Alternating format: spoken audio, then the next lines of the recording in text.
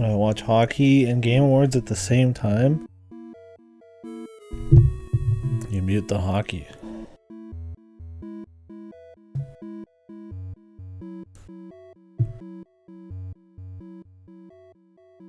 Or watch the VOD for hockey.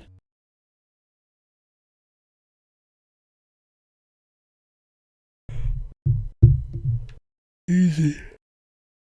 Easy peasy. Mute the Game Awards. Yeah. I have a feeling that you can imagine every sound of hockey without too much issue. I can still watch it. Jeff's beautiful tones, though. Howdy, guys. I don't know how to talk. A little harder. They do, but not available to the viewer. Whew.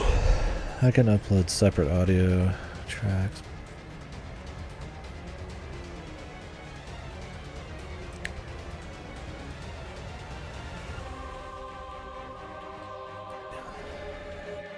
Only in the VODs would you get part of it muted, though. Forgot I saved right in front of a boss after we already fought a boss.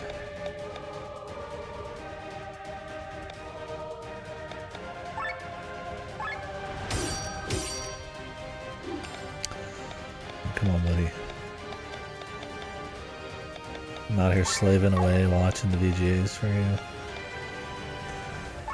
With some fucking goddamn respect, man.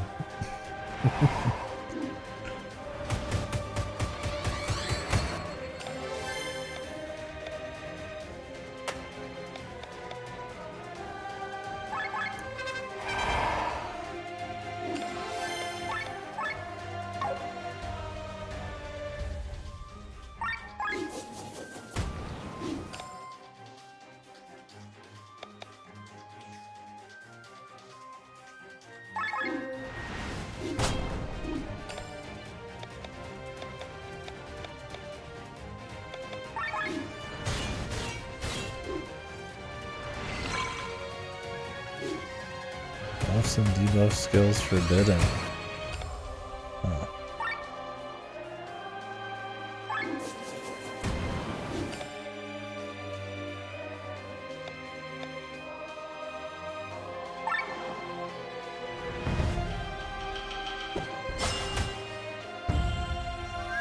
Oh yeah? What did it say? It was 10 zillion degrees out or something? Oh shit. Maybe you're dead. You don't know it yet. Imagining that it's not as cold as it is, but he's actually having like a hypothermic,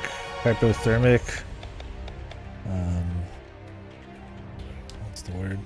Hallucination.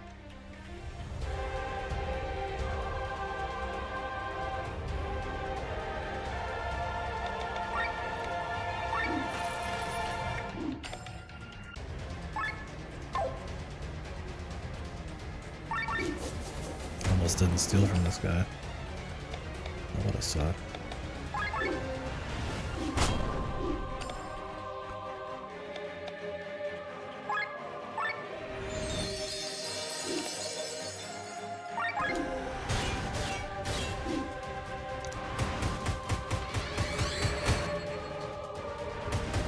Really? 2 in a row? Why does your mom let you use 2 in a row, bub?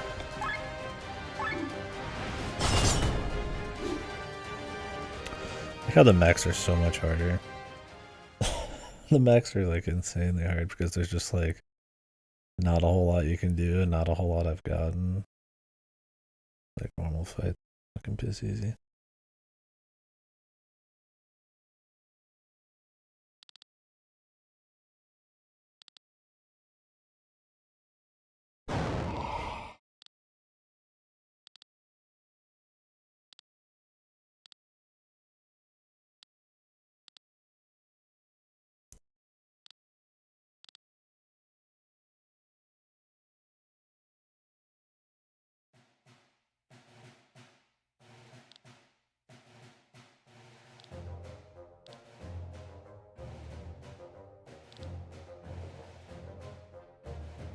Yeah, I'd imagine so.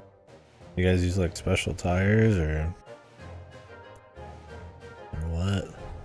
You just don't do it. I don't know how you'd really be able to do it if there was like a good bit of snow.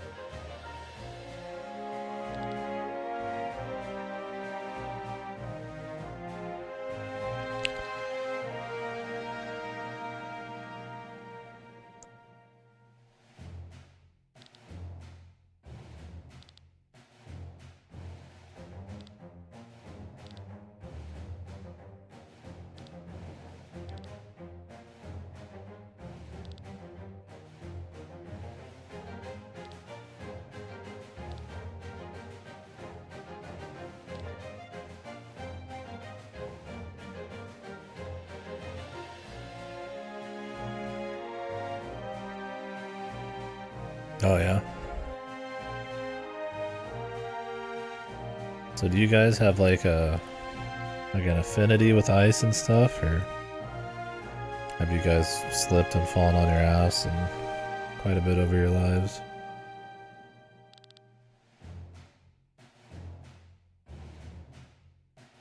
Do you have godlike, elven, nuanced movements? The finish step, if you will, through the snow and the ice.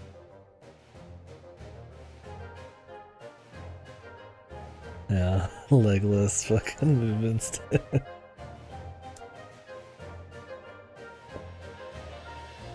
Honed to perfection. Over quite a bit back in the day. Ice sliding down. Fucking no. Yeah, but I used to like sledding and shit. I'm sure I've fallen on my ass in ice, but a lot of the places I've lived just haven't had much snow or ice at all. For better or worse. Better now, maybe, but not when you're a kid. It's kind of fun. Get out of school.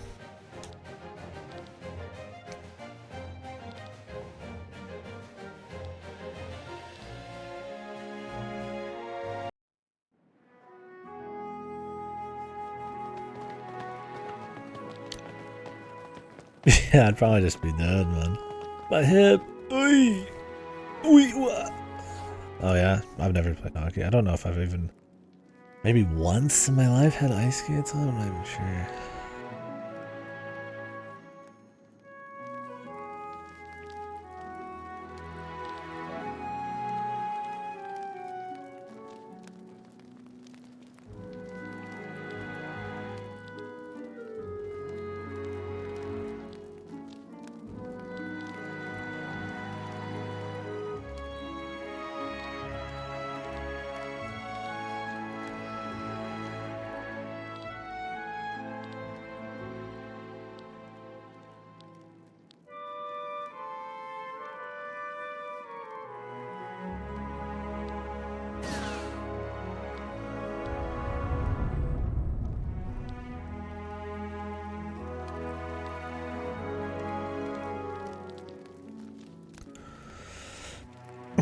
Fake Canadian. Sounds like being better than just Canadian, man. Open ice fields. You guys walk out onto ice lakes? Or is that not a good idea? I'd imagine that's never a good idea. It'd have to be really fucking cold to freeze the whole thing. How durable you were as a kid? Yeah, now I'm like, I pick up one thing and my lower back hurts and I'm stiff, and then as a kid I'm just like fucking just rolling around, smacked around outside, fighting with sticks. And maybe I could be that durable, but yeah, as a kid you're just not thinking about it. I'm broken nowadays. I'm broken. Shell of a man, mentally and physically.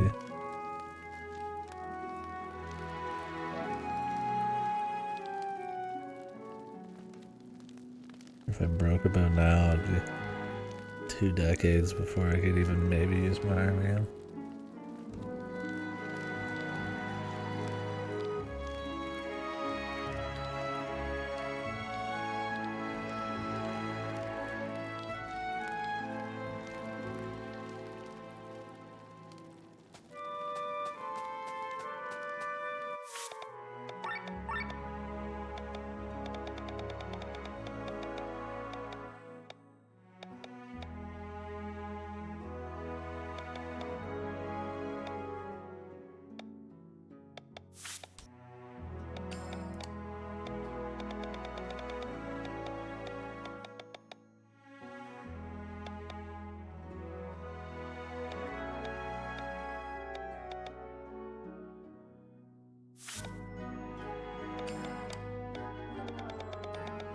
Lego Fortnite? When's it coming out?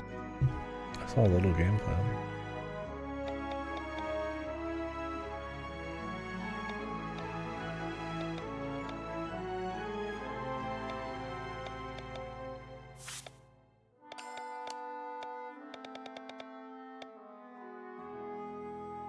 English voices? That's common, dude. If a game has a dub and it's not insanely niche, most people play it in English. That's just how it be.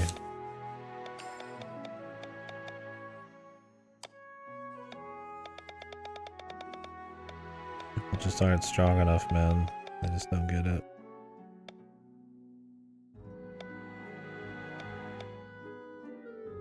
Oh, it's out today. Co-op survival game? Oh, it's not a roguelike? Or not a, excuse me, roguelike. Battle Royale?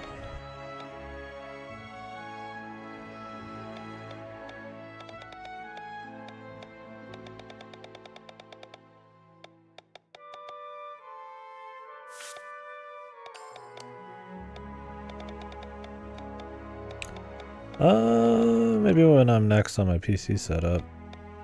Could try it for a laugh. I've played a Fortnite for like 3-4 hours before.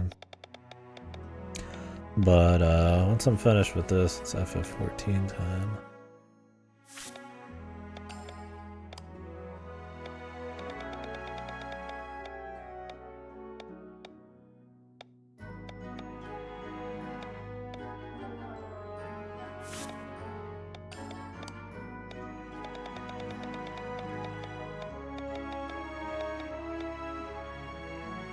Oh, it's inside of Fortnite? So you have to download Fortnite, then you play a Lego game. Is it like a campaign you play through? Or...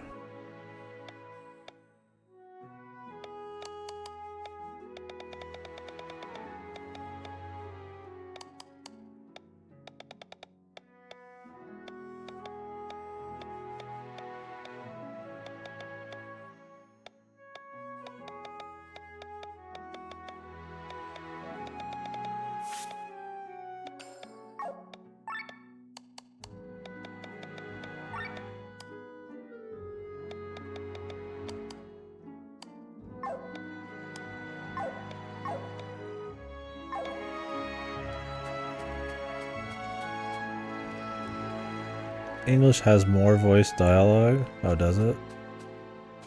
I mean, who cares? Yeah, if it sounds like generic shit.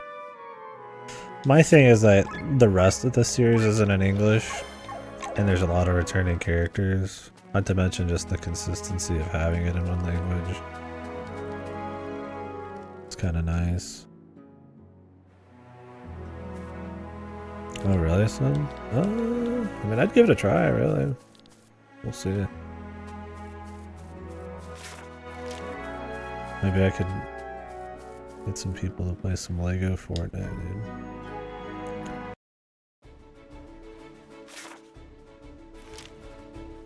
Oh, there's a side quest here. Alright, now that I have a full party, I'm going to just do side shit. Until Jeff's event and beyond.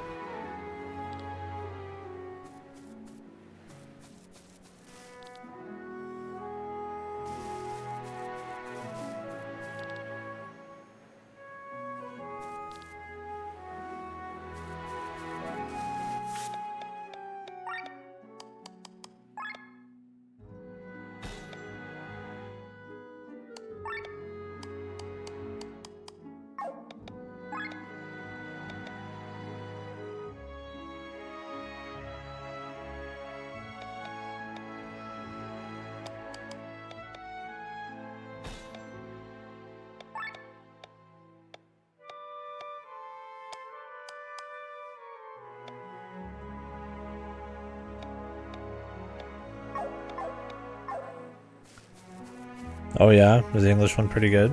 I mean, in a perfect world, I'd play everything in English if the translations and the voice acting was all perfect and shit, and every game was in that language.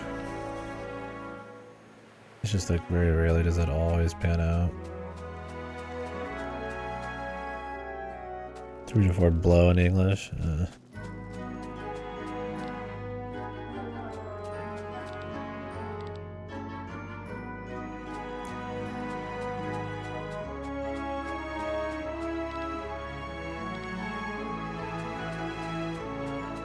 What? There's something glowing up there.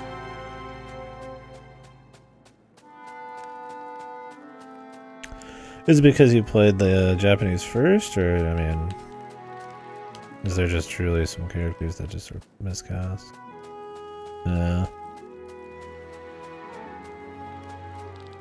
Like some badass hardcore motherfucker with like a squeaky voice or something. Which, I mean, is fine if that was the idea, but...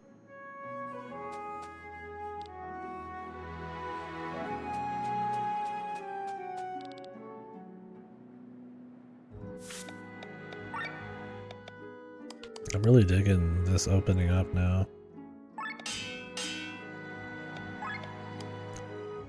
Very cool.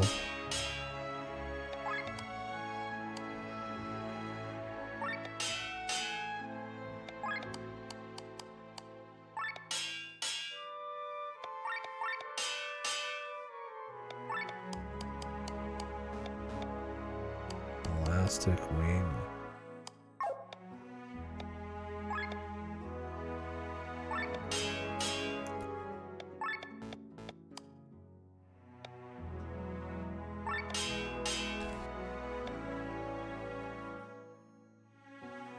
Oh yeah.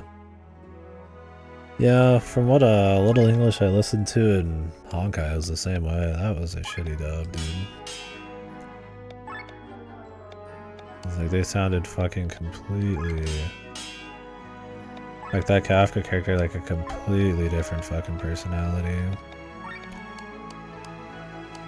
Like in the Japanese, he was just kind of like the femme fatale aura type. Which I mean, is whatever. But she sounded like she got hit by a fucking like bear tranquilizer in English. Trying to like sound cool. It just was really fucking amateur, man.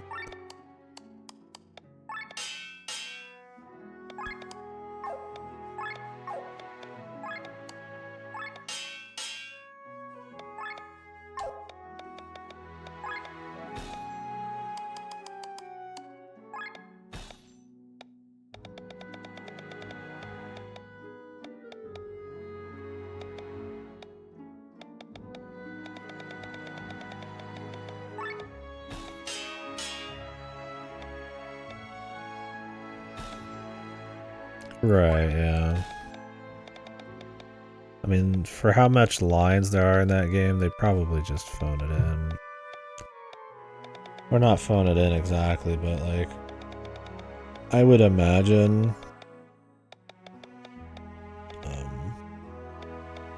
how cheap you can get somebody for that many lines plays a big part.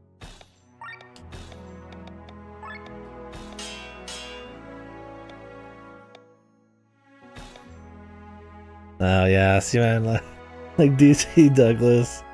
I love me a DC Douglas fucking, like in Octopath 2. Did I play that whole thing dubbed or subbed? I don't remember, but like, there was like a fair bit of DC Douglas and like, I would just leave it on for that. But yeah, not having Kira as fucking Osborne would suck. Huge nuts.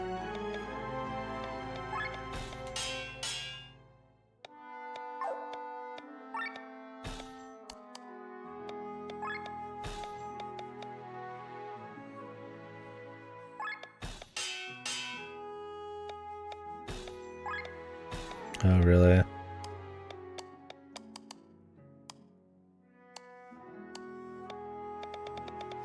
That's just a shame, dude. God, I can't believe how long this takes just to swap gear around, dude. Actually ridiculous.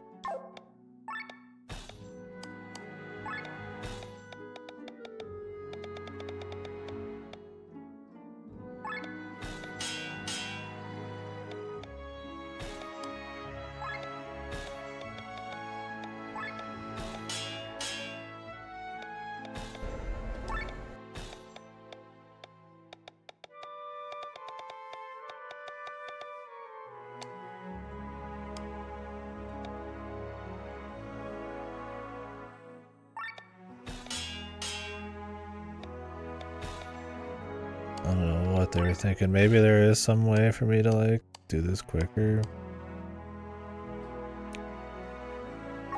I have no idea.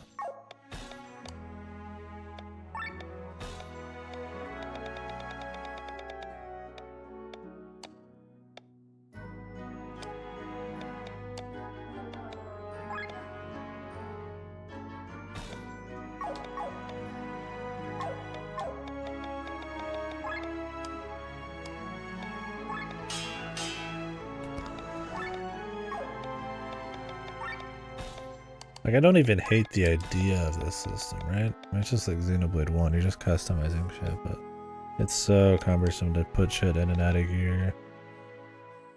Just a simple, like, carry over gems to next piece of gear up button would be great. There's like an auto combine, which auto combines like the gems together, which I haven't done since literally the very beginning of the game. I haven't touched it. I just don't care.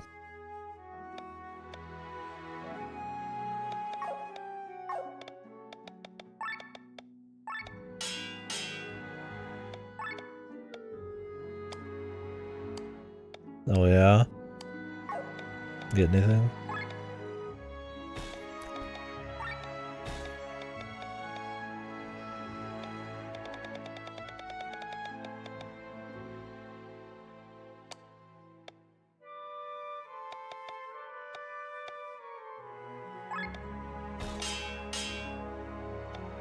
They do. I imagine Ryan in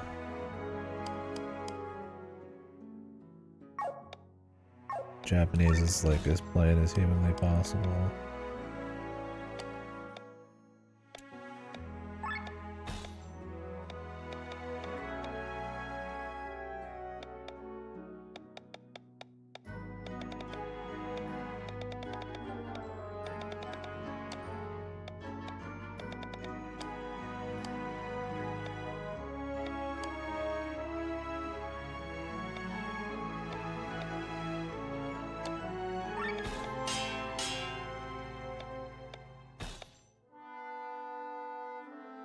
I'm thinking of Ryan time. Reen, right? Rayon. Rayon.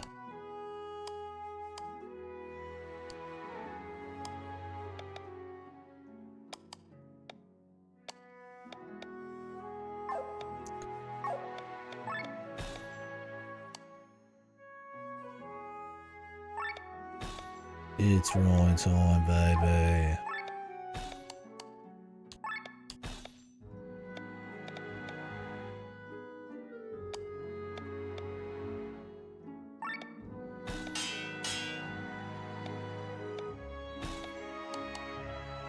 Lloyd's actually good. It's hard making good characters.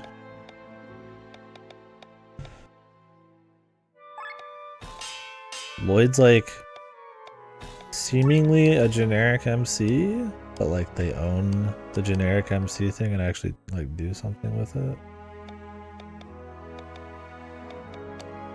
So it's good.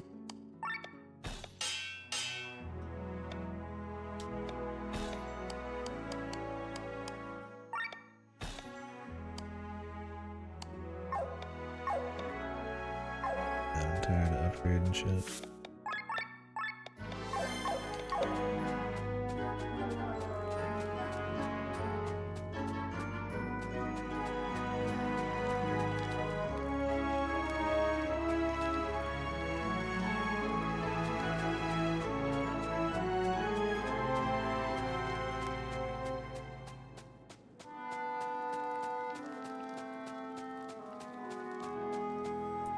Yeah, we'll see how he is. From the little I've seen, it just seems like the perfect like avatar for where the game's kind of ended up going a bit. More anime, more melodrama, shonen shit. With that, you get a more Mary Sue, generic MC. As long as it still has the trappings of the usual.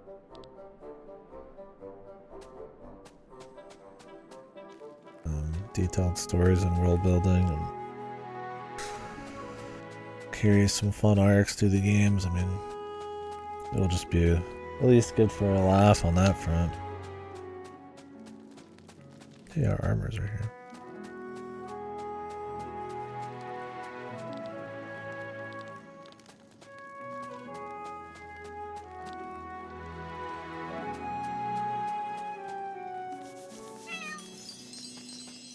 I could be, but I'm not. This is good. I don't know. I got nothing to be ashamed of. I've enjoyed this one. Like I said, I don't think it's knocking around with the best of them, but it feels like something that could have released back then to a certain extent. And like a Legend Dragoon-esque type of thing, right? Like, you know, you wouldn't be talking about it commonly, but like, you know, like worth the play if you're into JRPGs. Yes, it's got its quirks, but it's been fun enough, really.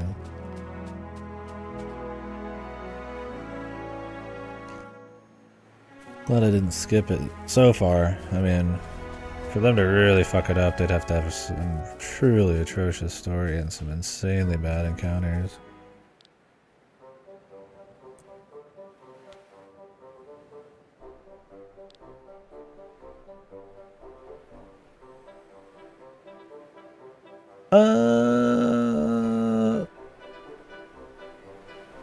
We'll see. So far, just kind of whelming. Clearly some like really like some strong skills that are like buff-wise. Some really bizarre stuff that I don't know if is ever gonna have any use. And then just some kind of like whatever damage. The problem is you can't use all of the spells at once. You still have to like unlock them and then spend a point on them. So, and I only have like half of the spells right now until we fight newer guys.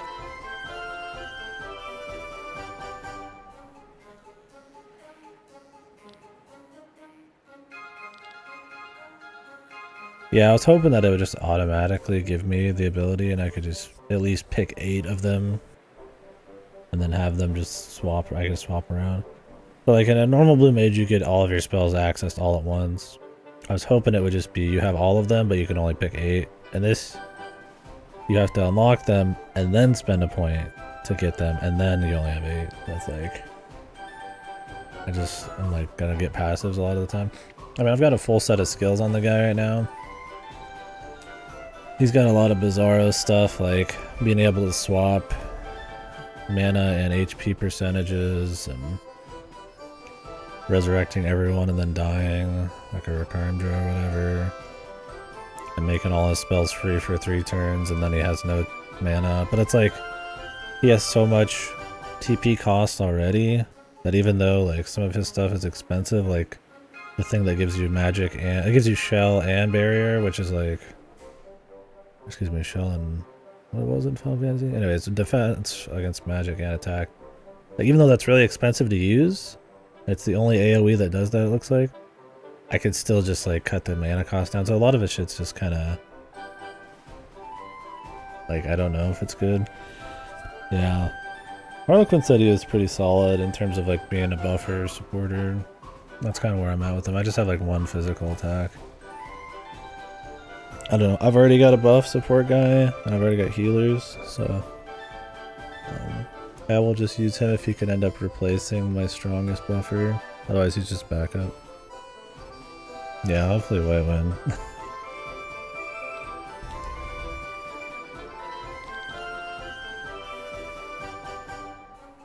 I've been getting by on a 0.4 potency AoE heal for a while now, and I just got a character with a 0.4 base that goes up higher than that. Well, we'll see.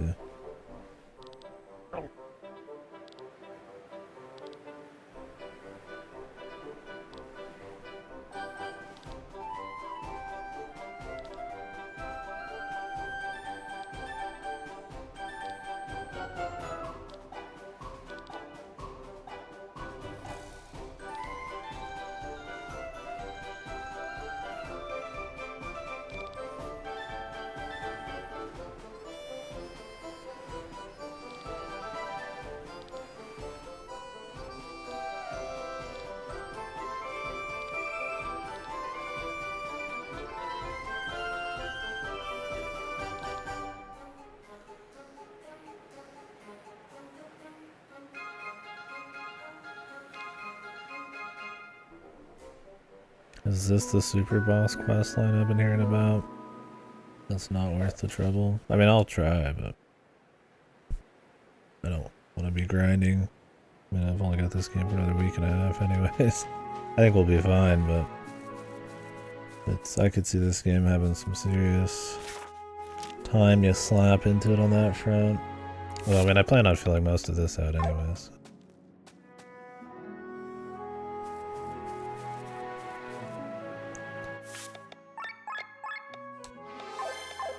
Yeah. I mean, the quality of life to unlock his shit's good. Really easy to, like, find the skills. But yeah. He's just got, like, AoE, water, AoE fire, but they're not that great. Physical attack that does more the lower HP he's got. This one's pretty good. Raises the ultra move bar by 30%, but just once per battle. I do like the once per battle things. That was an FF14 too, I think. That way you can actually have something powerful, but you just can't spam it. Works good when you're swapping characters out a lot. He seems okay for now. We've got about half of his skills, and there's one I can't get to right now. Well, I mean, I can get to it, but he's like, they're too difficult. And, yeah, we'll just run around and do some exploring, I guess.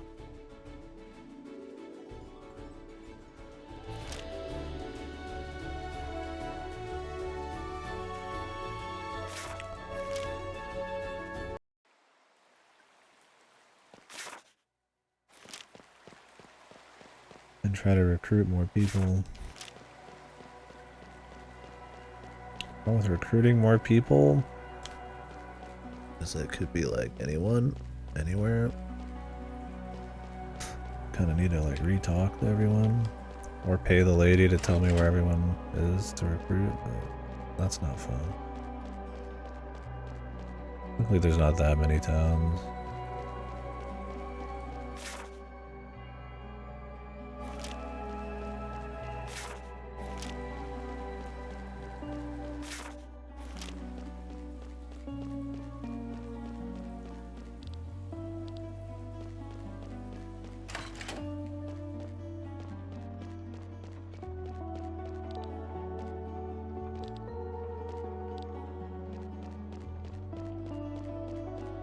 People just say the same shit.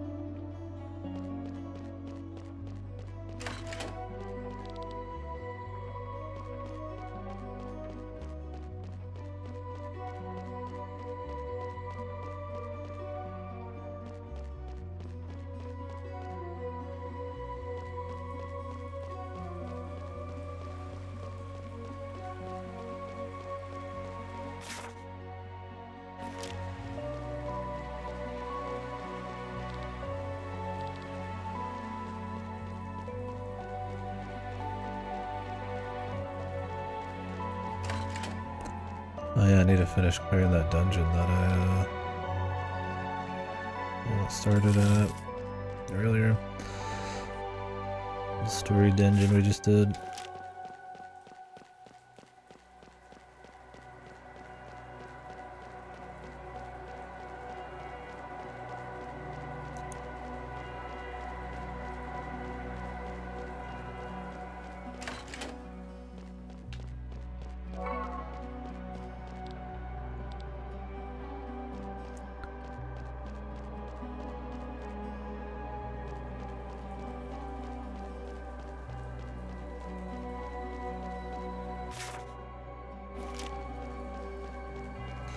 We can finish running around here first.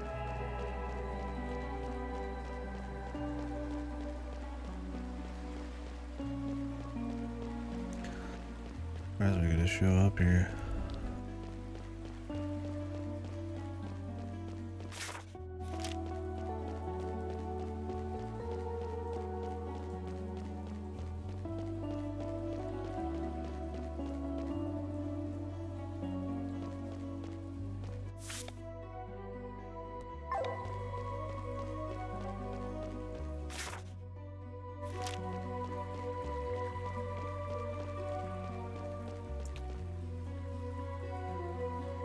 There are a bunch of like crazy, obscure monsters I'm gonna have to figure out. That if you don't read the clues in game, you're just not finding. They were talking about ones where it's like you don't wear any armor and you sit on a beach and then like a monster's gonna attack you, or like only mages in the front or some shit.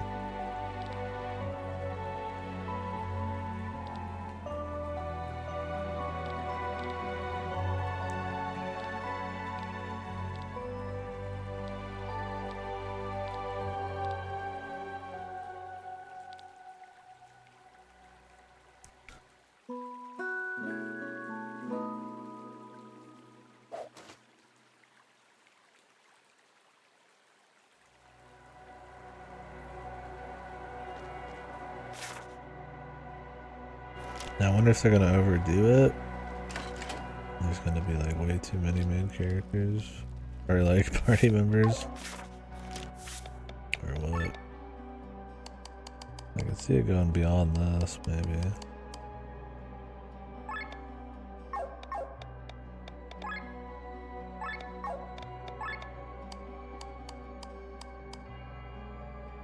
gun spears. Don't have gun spears or knuckles or cards.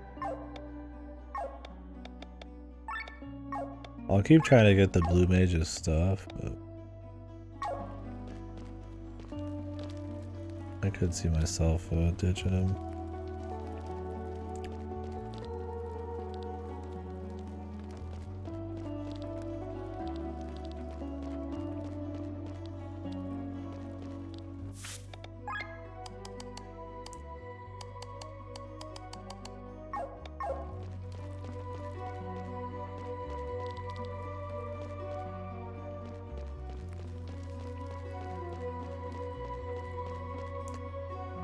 My thing is I just feel like I do get more than I can actually bring. Like I should unlock them so they're getting like SB.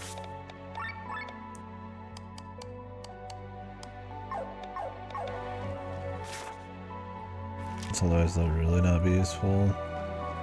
We'll level their skills up and all.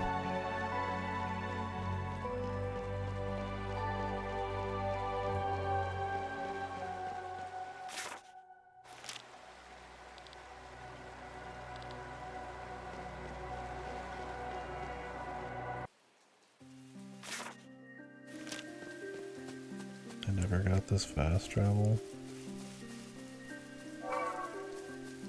I never went up here. Bizarre. Slacking.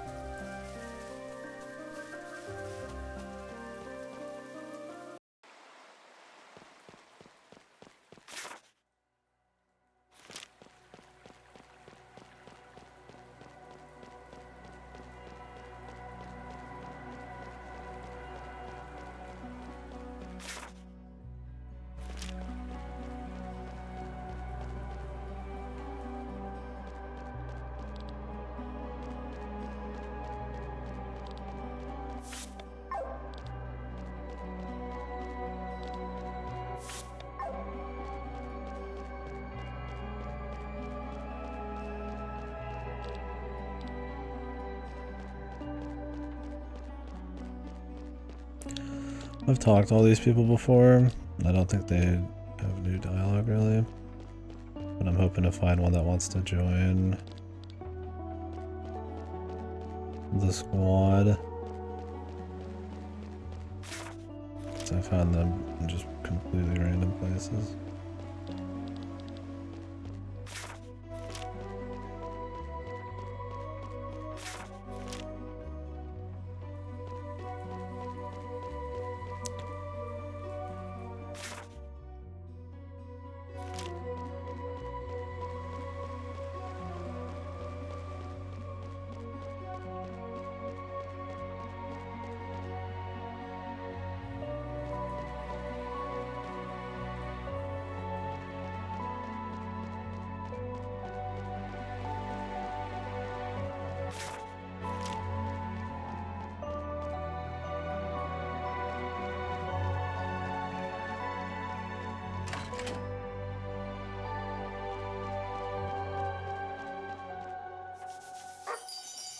I don't think I ever really used blue mages in the other games. I just think of it in FF14.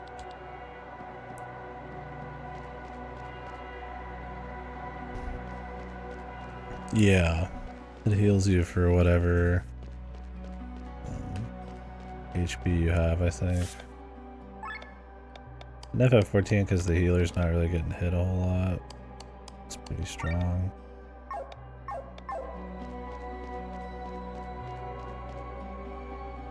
And it's like the only really juicy heal. I guess there's more now, but I don't know. I didn't really get into blue mages in the other games because it's just too much effort, and I feel like the quality of life was always a pain in the ass getting all of the spells or finding them, and usually the best ones are either missable or you'd have to really fucking have everything to finally figure out what's worth using, and at that point it's like you already got your 3 dudes that are just fine, or 4 dudes.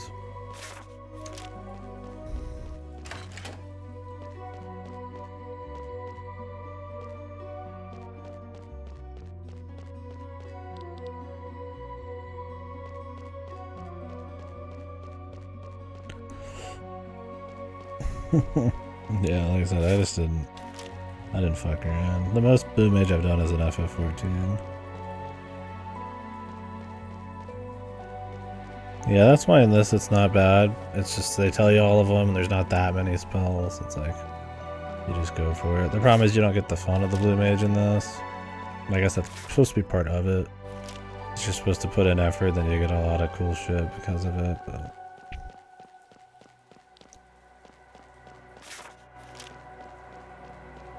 This, I don't know how really cool they are.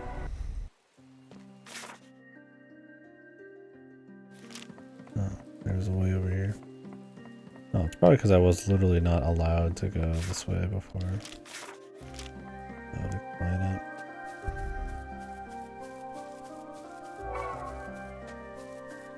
Also, I feel like I'm supposed to be fighting the dragons with... What is this place?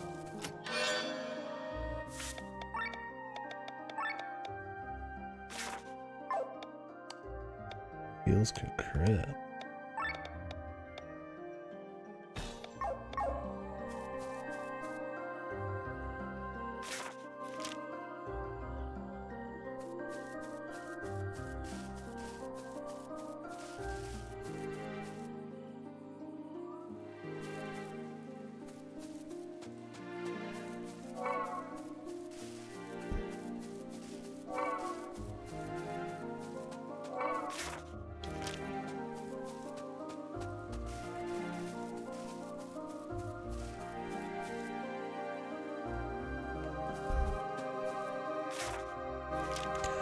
Yeah, I think it's cool in games that just have shitloads of characters and classes. It's just one more fun thing. Because some people get really into blue mage shit, and obviously that's where you can make some of the more broken stuff.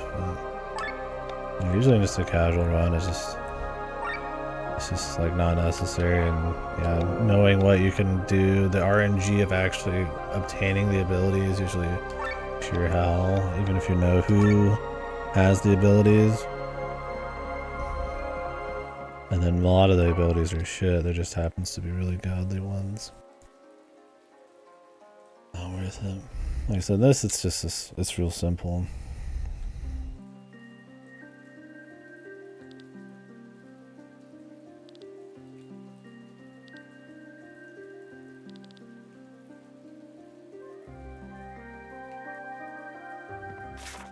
Kill a turtle and don't leave.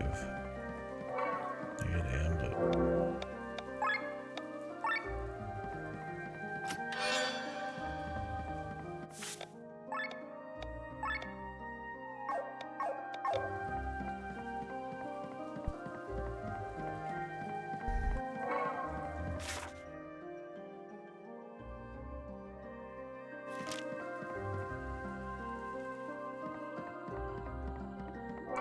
And that's one of those things that I like about old JRPGs, is where they just have all sorts of stuff. And like, you don't have to fuck with it, but like, you can. And there's neat stuff to find or do. Little secrets and just kind of like little optional shit. The soul, if you will. But yeah, in terms of an actual like realistic thing I'd be doing in like a normal playthrough, not as much.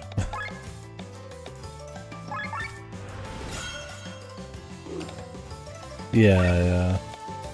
That's why these kinds of games that like, you know,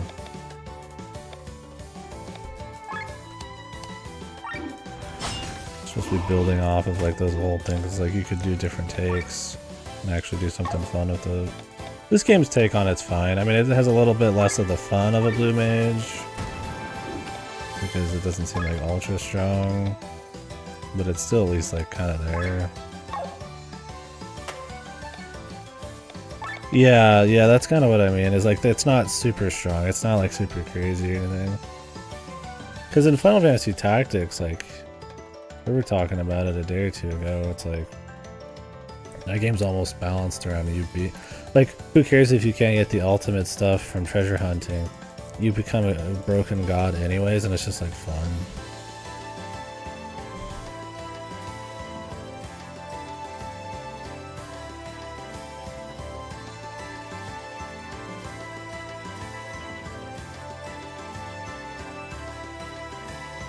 Yeah, no, I mean, I don't mind either way. It's more just that, yeah, some of these new ones tend to err on the side of being safe.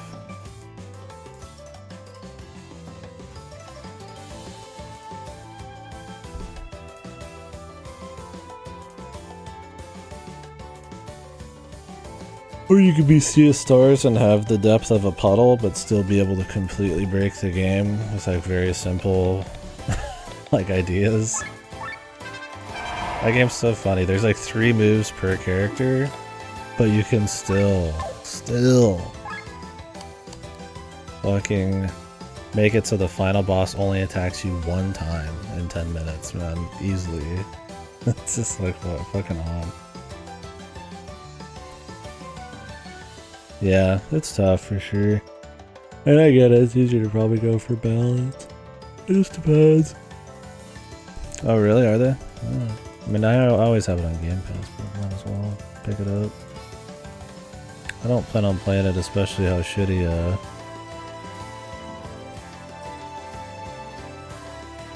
what's their faces, these days.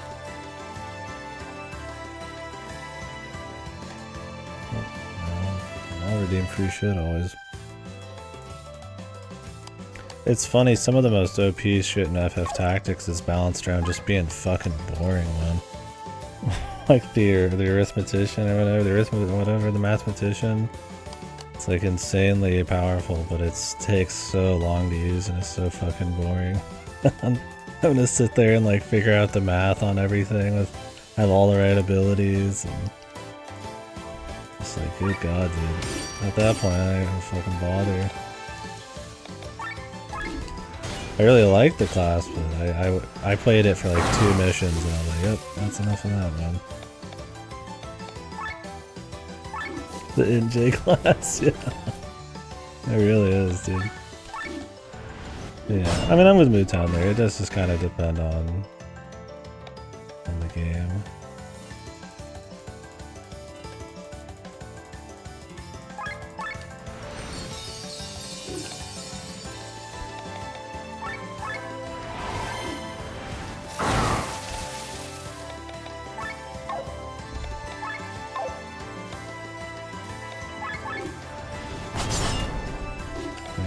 I feel like some of your indie RPGs, at least the ones copying some of the older shit, are a little safe.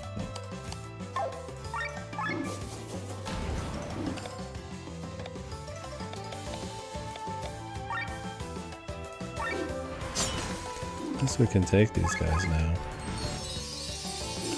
You think you could take me?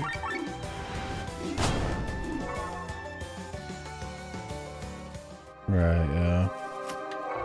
Or just have like an insanely fun, just core kind of kit. Flow and stuff. With an RPG, it's harder to really rely on like flow and stuff like that. You could say something like an SMT has really fast battle speed and fun like combos because of the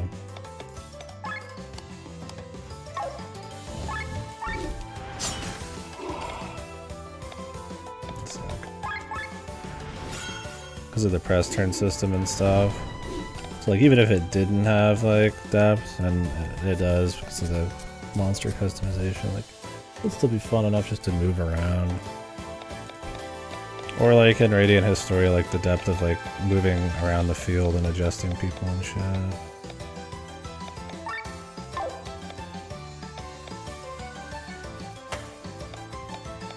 But yeah, I feel like with RPGs the back end is really important.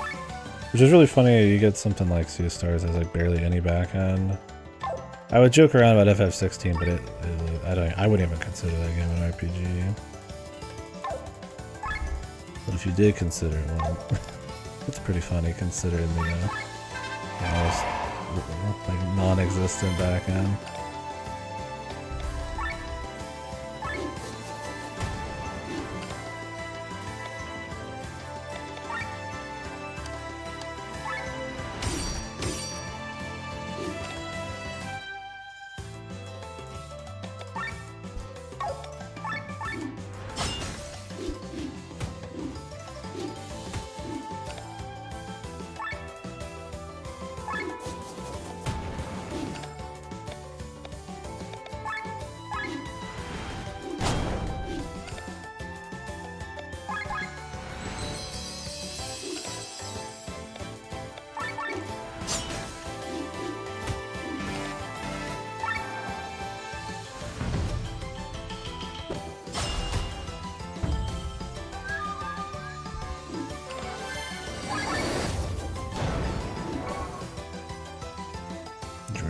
Fun sport.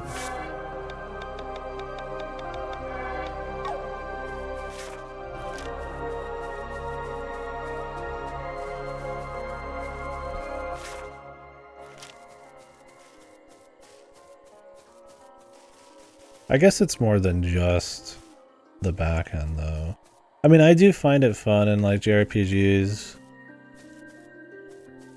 to, even if the game doesn't give you many good challenges or many good situations to use your stuff in, to still just have fun customizing something and destroying the game if it comes to that.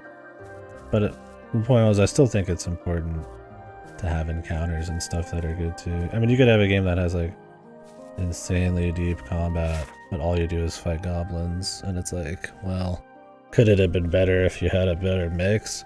I'm not saying the game has to be like balls hard, but something that kind of, you know, leverages its combat in a good way. So I guess there's more than just raw systems, but I do think it makes a difference for sure. Yeah, for sure. That's kind of what I mean. Because sometimes these can just be kind of comfy, right? Like, you can min-max and have plenty of skill, but like...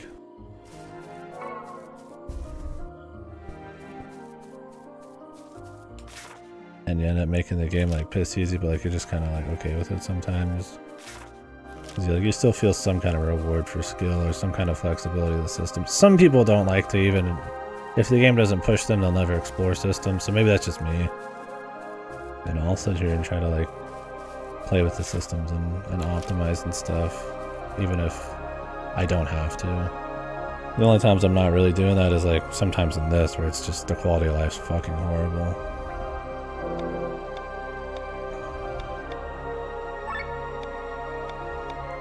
I mean, I'll try to be like really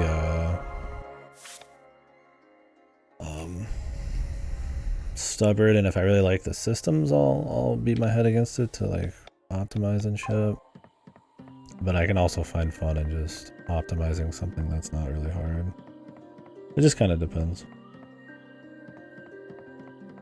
If the game does not force me to stop, I will not stop. Yeah, and that's totally fair. Yeah, and I think that's a problem with the game design. It just kind of depends, right? Like if the game makes you, then you might enjoy customizing the systems, and then the person who wouldn't stop also will. Where if the game doesn't stop you, only the person who would optimize, even if they don't have to, is probably going to enjoy the system. So that's why it's kind of like, even though you could just fight goblins the whole time, I would say Final Fantasy is a good example of that, where it's like those are usually pretty piss easy. Even when you do everything, so it's like you don't really have to engage with it, but I find them fun still to do it. But I could imagine, you know, I just press attack all the time kind of shit.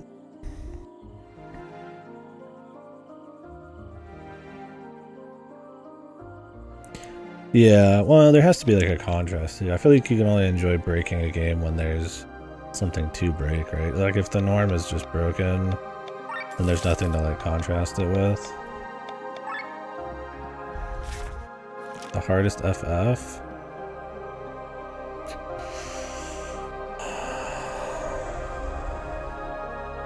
Mine's got a pretty hard early game and finale. More the finale because it's bullshit. Ribbon Simulator. I mean, I assume we're not talking like super bosses and shit. Because then who knows? It'd be like FF11 or something. Assuming we're just talking like to get through the campaign, single player. Like not probably an MMO. I mean, I haven't played all the spin-offs like Tactics Advance and A2.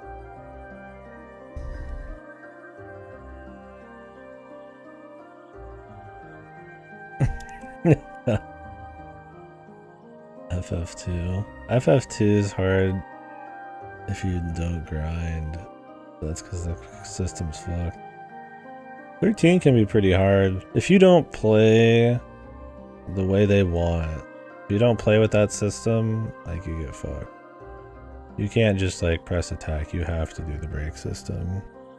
And if you've never done a break system like that, like a stagger break thing, then it can be pretty goofy. Even at 13.3 when I 100%ed it, it had some touch and go moments by the end of it. And sometimes I don't think I fully understood what the fuck was going on in some of the systems. Maybe those. Definitely not 15. I wouldn't say 1.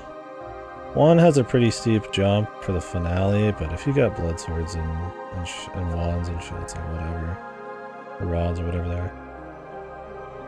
3. I mean, World of Darkness is kind of spooky because there's like quite the run through of bosses, but I barely remember 4. It's been so long. I don't remember 5 or 6 being super hard. 7's not really too bad. 8's so breakable, I wouldn't even know. 9's got, I feel like, a steady difficulty. 10's fine too. 12 I died a lot, but that's just because I fucking hated the game. And I was sick of fucking using all the systems. I think I just was like underprepared always. I didn't want to fuck with Gambit. I didn't do much side shit. So. I don't hate it, but I'm not a big fan. Yeah, 3's difficulty is that final dungeon. I don't know.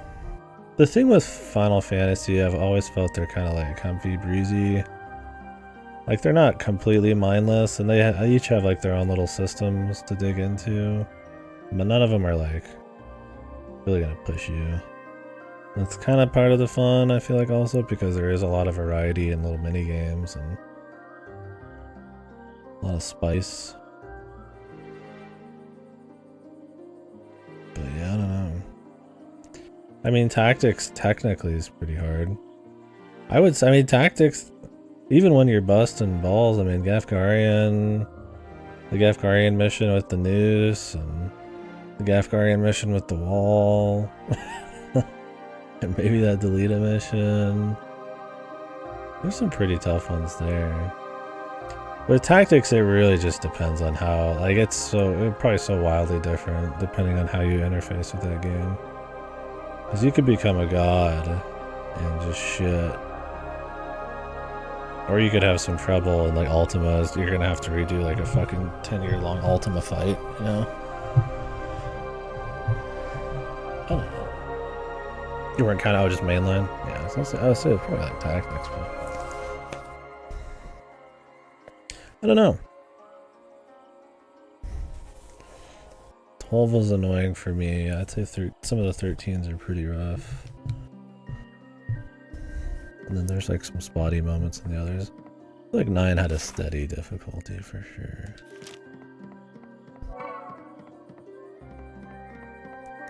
That's why I kind of tend to go overboard, touching things less than forced to. Breaking stuff gets boring. I like just being optimal. Perfect. That kind of stuff's kind of fun.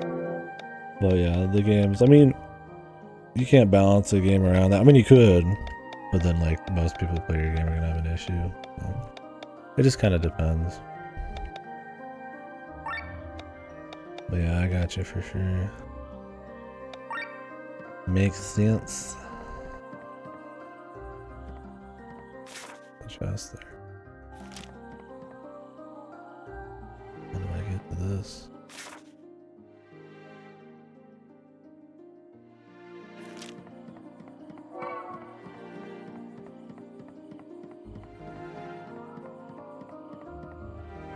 We'll come back and do the unique monsters later unless they're like blocking my progress. Most unique monsters seem to be kind of at the end of something.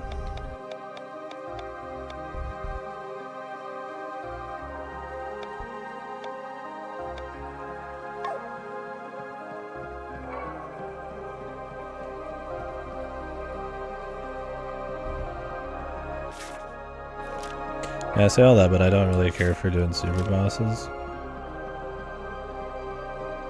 I will in some games, but usually like the amount of prep work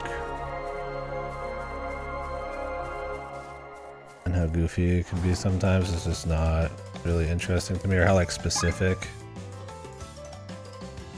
Like I will do, I did Super Boss in like FF8 and stuff like that because you could literally just walk into the final dungeon and do it because everything's based on your pulls and shit.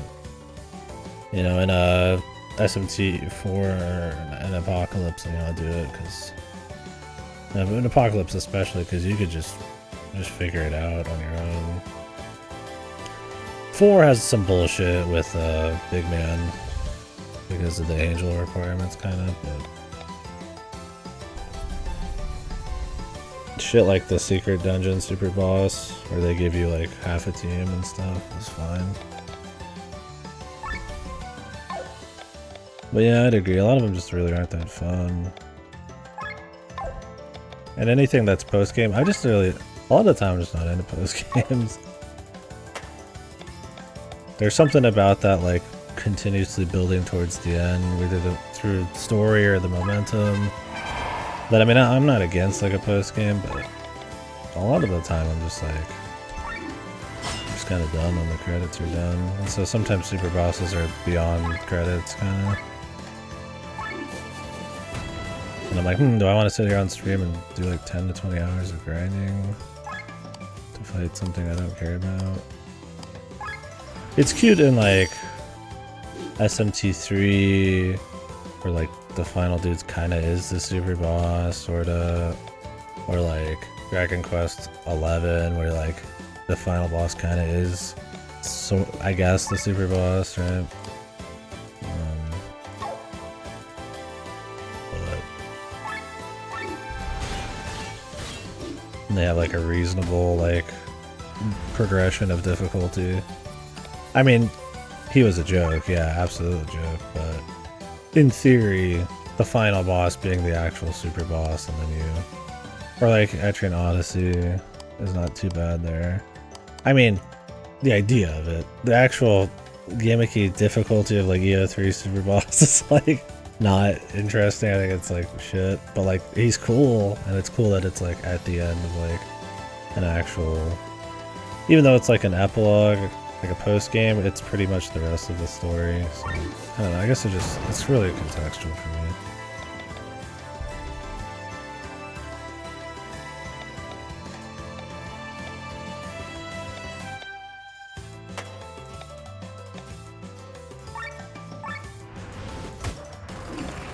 But yeah, I mean, he was a joke.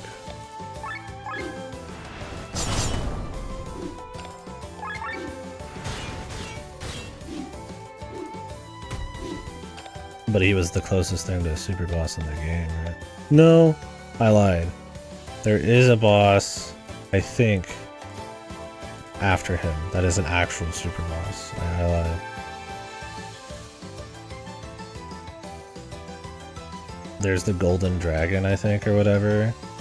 And it's like, I'm already 200 hours into Dragon Quest 11. I don't think hardly anybody probably even touched that, but there is another guy after. I forgot about that. So never mind on the DQ11, I just forgot. No matter.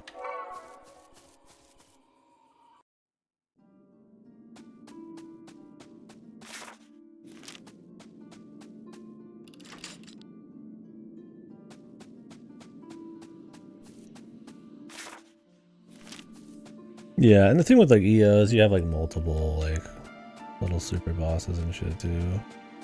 It's not just like one. Like you got like Dragon God and all that in EO 3, and but also like Mr. Coolio at the bottom, and that's fun. I mean, I guess 7's like, FS7's like that too with the different weapons, but having like a taste and then actually, I don't want to fight any more of these.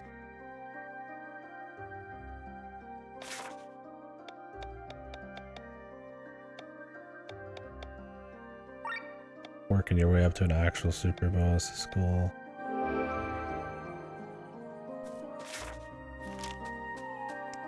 I don't know. I mean, I get it either way. Now, what's with these guys? He wants to cut some shit. The other guy wants to cut some shit.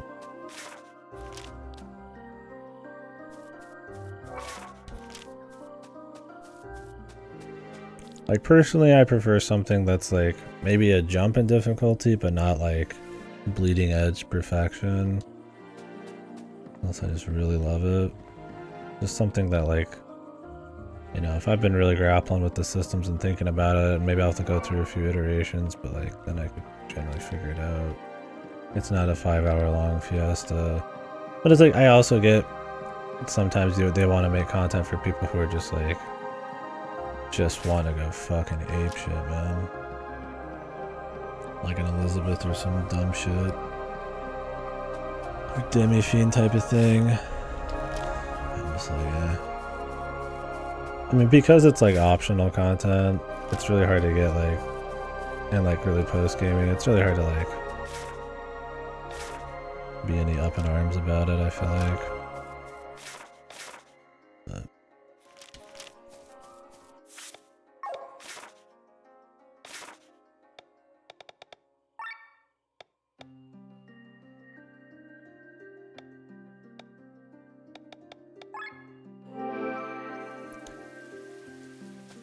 depends on who you are.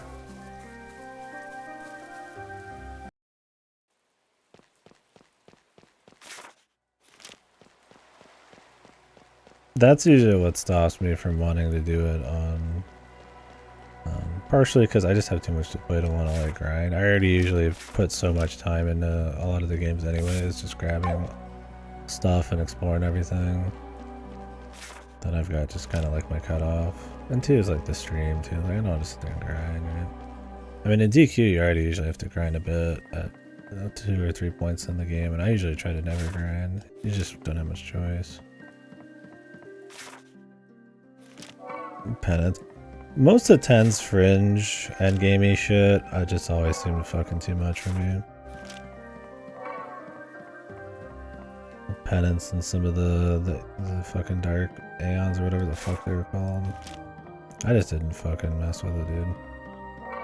Didn't care. Frizzle didn't care in 12. Fucking, I don't even know how hard Yasmod is, but Jesus, dude. How long it takes to probably get to him.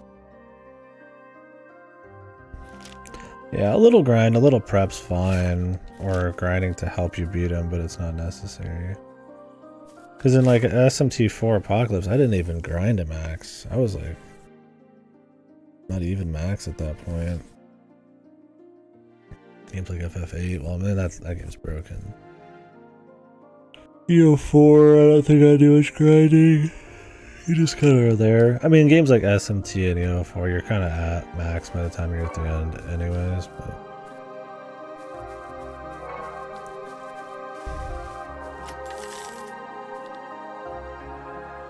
in SMT, you can end up needing to do demon grinds, though. Yeah, for sure. That's what I like. I tend to not really like when a super boss is just literally like a completely perfect, like, well, especially if it's RNG focused, but like a perfect, you know, like very specific setup you're supposed to have, like a puzzle. Some people probably really enjoy that, but I feel like if you've got like a very dynamic, fun back end, I'd rather have it be a little flexible, use some of that, and just test your limits regarding those systems for like a final fight. Like when like a super boss is like barely even using the systems, it's just like gimmick city the whole time. Just because technically you could do it in the game, it's just like, I just don't care.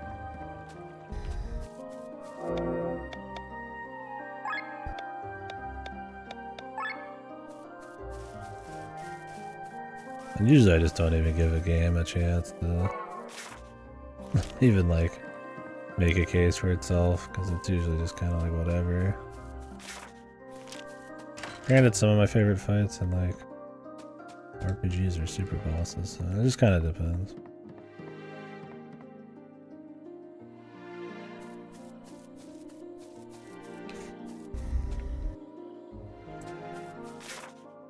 There's like a unique monster in that room or something.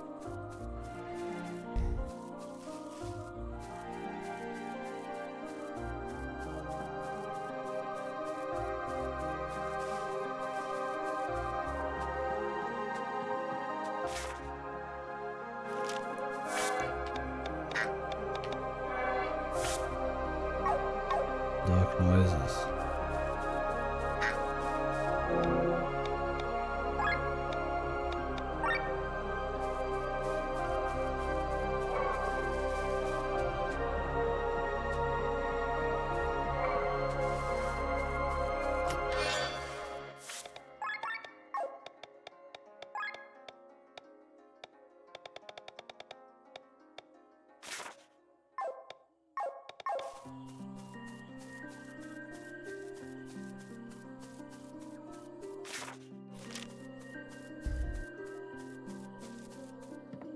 How do I get in the boat? Am I gonna have to do this like later in the game or something? Perhaps.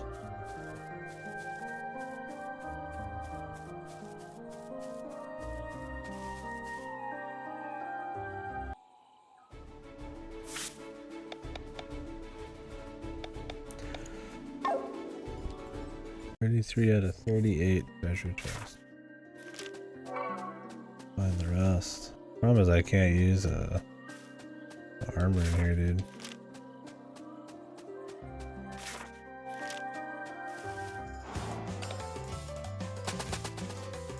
Which sucks because I really don't want to fight like every little dude. I hope I can just squeeze past most of them.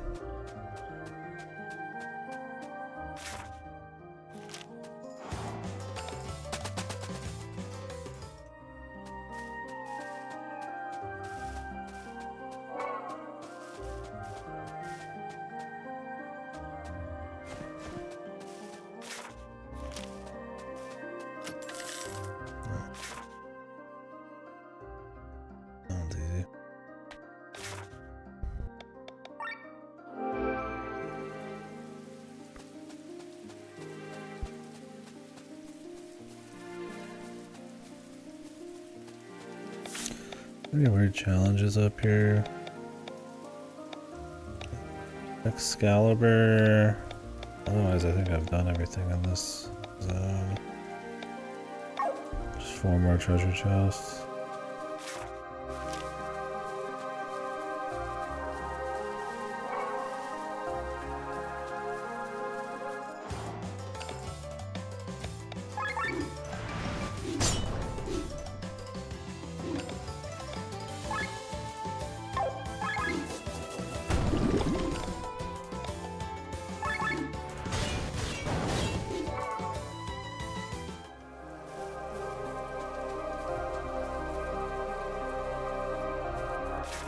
Missing 2 here.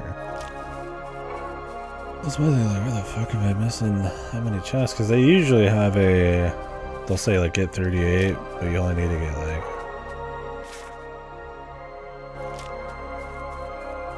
There's like 40 total, you know?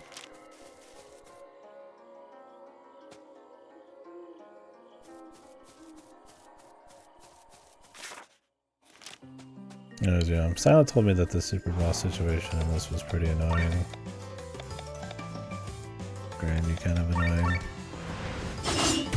So I'll play with it and just go as far in the quest as it seems reasonable. If we get filtered, I'll just come back when I'm end game and try again, and then if it seems like even that's too much, I think we'll just move on. Like I don't even have like that much time to play the game anyways. Should be just on this all weekend though. But past that.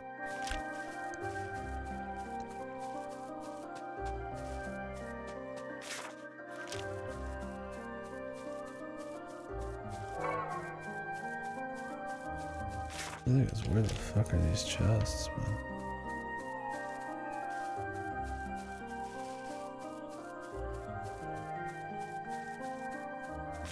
I've been doing a lot of RPGs lately.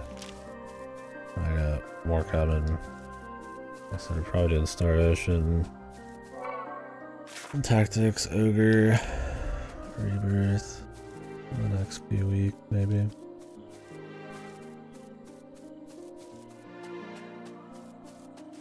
I don't really want to like overkill it. So I'm gonna do everything in this as long as I'm interested, which usually... Hell, I did everything in fucking Sea of Stars, so...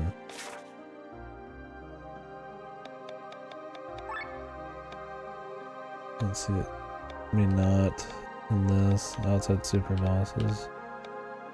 Especially if mechs are required. The whole mech thing, I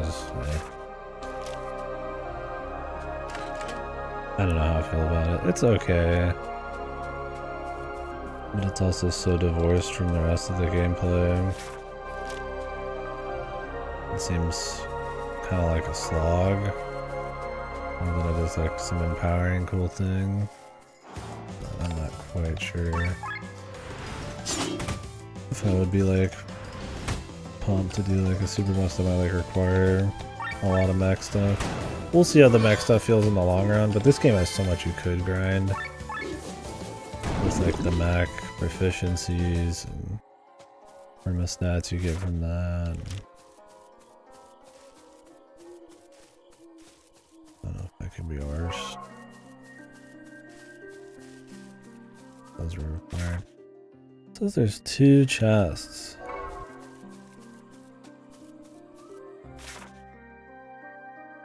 I haven't seen shit though.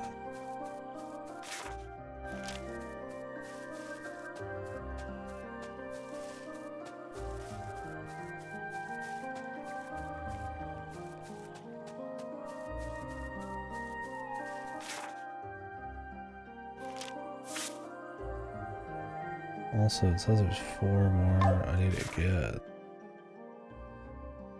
Where? 2 here, but looks like in somebody's house.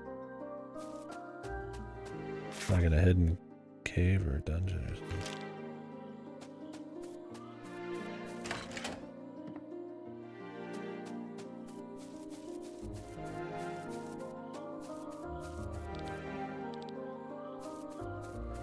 I wonder if I talk to everybody here. Try to recruit anyone.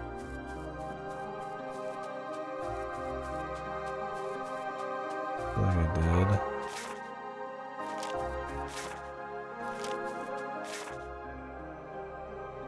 Oh, some of the chests might be tied to that area with the pig guy.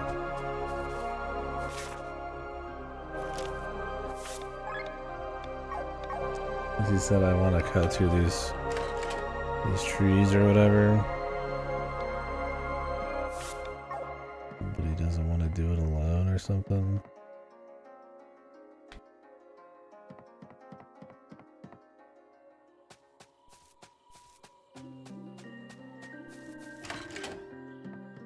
You think you could get this guy to help you, not this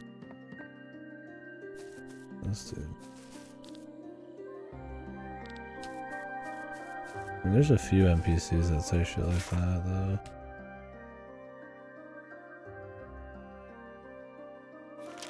Well, until I can figure out what that camp's all about, I might not even care.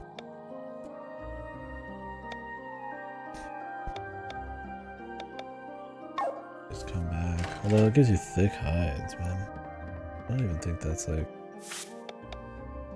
Is that juicy stuff? That's 2,000 to do that quest. Maybe it is crazier than it seems. Alright, let's just leave. I'll come back.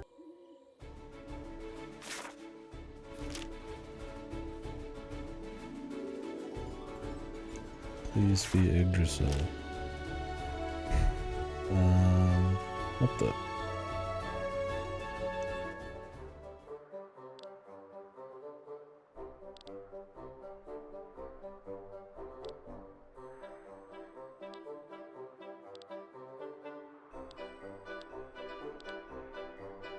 Spreading love.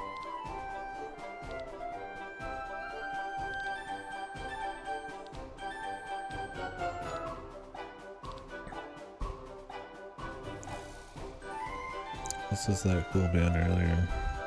Or the ant with 4 sticks.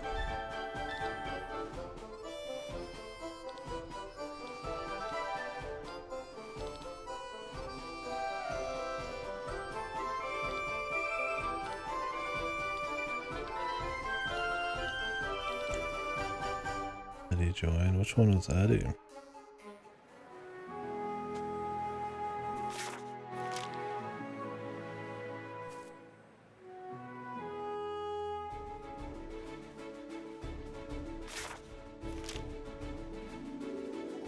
And I want to go back to the dungeon where we were fighting. I don't remember which place it was though. Where Goatman revealed he was evil.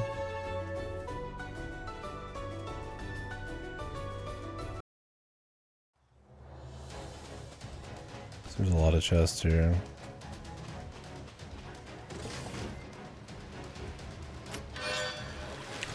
Sword and shield ass tooth. I didn't explore like at all.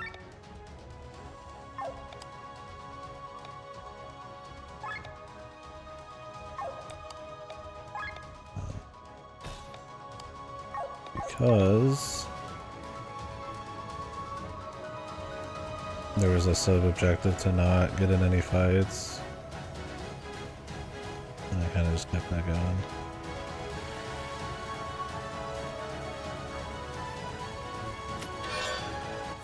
And of course there was like things that would have helped in that fight, probably. Literally.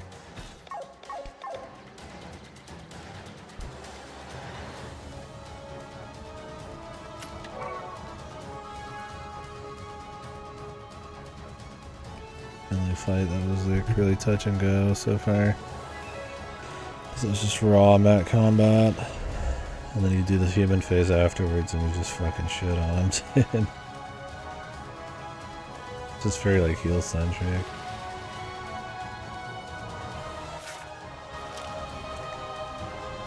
Just constantly spamming those heals, and once you like, I feel like start losing the momentum and it snowballs again, or yeah, as soon as you start losing the momentum, mech stuff snowballs so hard against you. No TP to get out of overdrive, but what little TP you can get is used on healing, but because you're in overdrive, overheat, you're having to heal more, and then you just never can get out. You just get fucked. It's almost time. Hopes, dreams. Or we could save that for the pre. Yeah, but I'll probably play this straight up to the fucking event.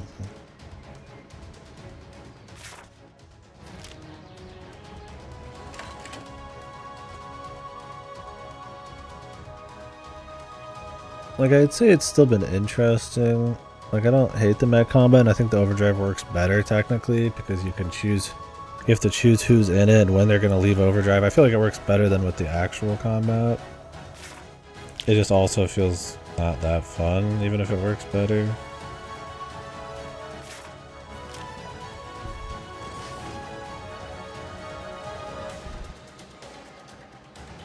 Oh yeah. The opposite seems to be the common sentiment. Like I said, I think it works better. Yeah, absolutely. I would agree on that front. I mean, I haven't done enough mech combat to really have like a huge take on it, whether I like it or not. Right now it's just kind of like fine. I just think it's really snowbally. But it absolutely works better with overdrive. I feel like the only reason they made overdrive was because of the mech combat. And it just feels like, yeah, like you said, tacked on and kind of pointless on foot. Or not pointless, but like just, it gets in the way. Nothing wrong with the reverse. I'm not even saying you're wrong. I just don't know. Personally yet. Yeah, for sure. It's definitely more of a think in advance. So it's a little weird to get used to. Especially because there's barely been any mech combat after you get it. Maybe in the story they just force it more. It's my opinion, so it's right. Based.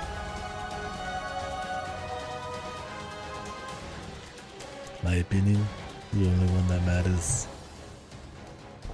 But I would absolutely agree about it not seeming as tacked on.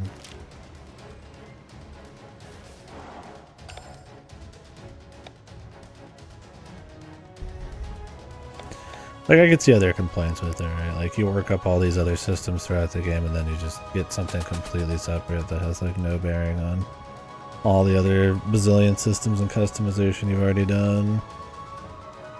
It would be one thing if, like, you jumped into the mech or something sometimes, but...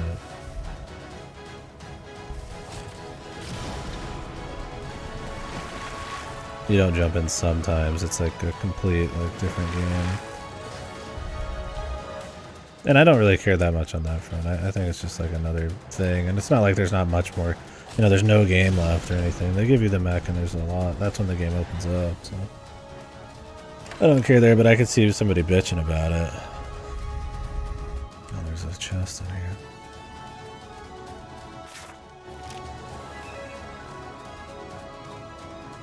Yeah.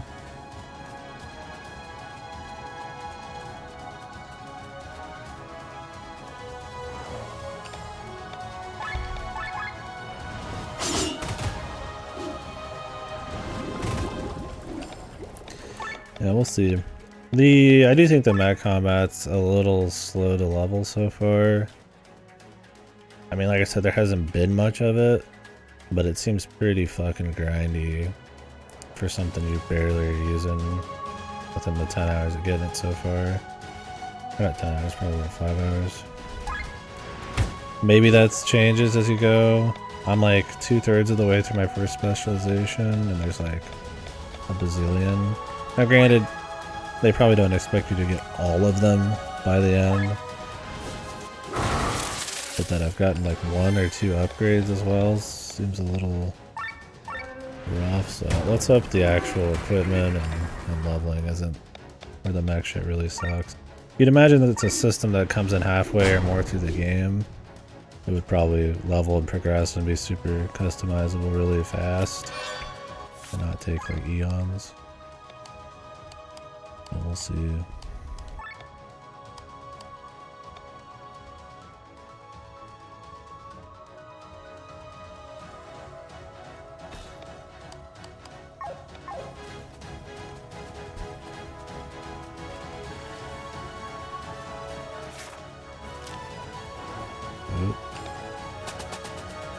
Thank God for guaranteed escape.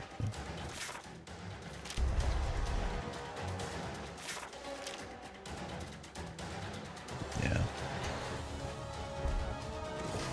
Like, I don't hate it. I have found it the most frustrating. But it definitely works better with overdrive. Anyway, we'll just see if that works better. Is still something I even find fun. I do like that it seems like the character doesn't matter with the mechs. It's purely just like what you put on them and what stats you've leveled. That's kind of a nice way to differentiate it, I guess, from the base gameplay. I mean, I could be totally wrong on that, but it seems like it's the frame, and then you pick the weapon, the sub-weapon, and then whatever RAM you got, and you could just intermingle those. It's a lot more kind of composition based, especially because the combat seems tighter on difficulty. Maybe it's just tighter on difficulty because it's a brand new type of difficulty where I haven't had any time to optimize it. Like there's just not been any parts or anything you can do, so you're kind of just playing like literally like right where they want you probably. We'll see, I don't know.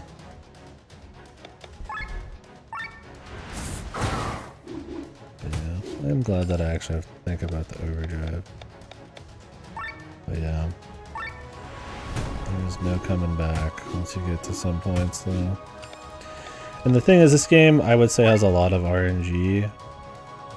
Like, one guy could just get smacked a bunch, a boss could do 2 AoEs, a boss might start the fight with some turns, where sometimes they can start a fight with nothing and you like have 3 or 4 people go first. And I think in something as swingy as this system with the max, that can be like a little lame, but we'll see how it is in the long run. I don't think heals are affected by gear 2. I could be wrong.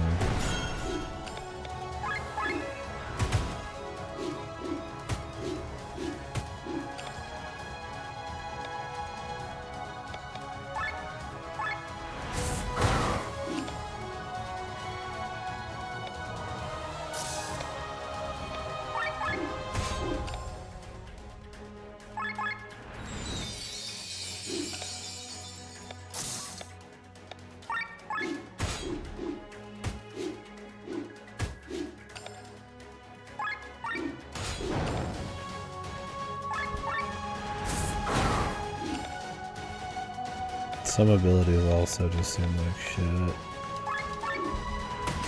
Like, at least for how tight the healing is, and how in this and mech stuff so far, like one big mistake is enough to kind of wipe the whole thing. Using like berserk mode, it's just like a death sentence. Like, it probably works okay on like random trash, but I tried that on a boss and it's like you just literally couldn't keep up, man. Your dude could just get like one tapped or double turned. I don't know how many like ways to space moves there are. We'll find out in the long run.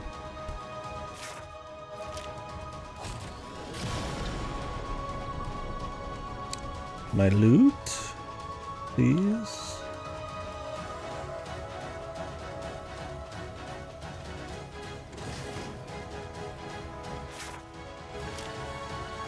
Any loot?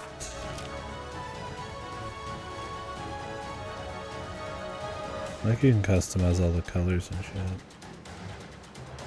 I was gonna have one for every party member, but then I realized there's only 4. So. Just kind of pick whatever. You gotta put the Eva colors in there. Where are these two I'm missing? Pretty big area with a lot of random dudes. Pathways you gotta go across.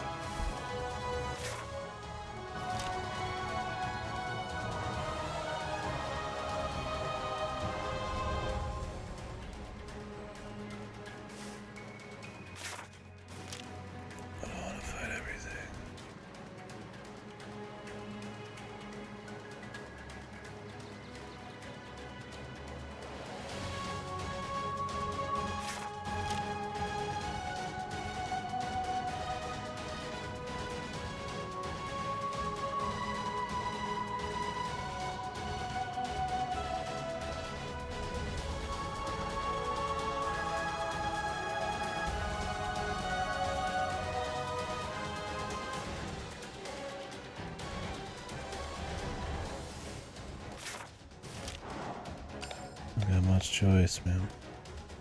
Oh, we got new shit. Enact salvo.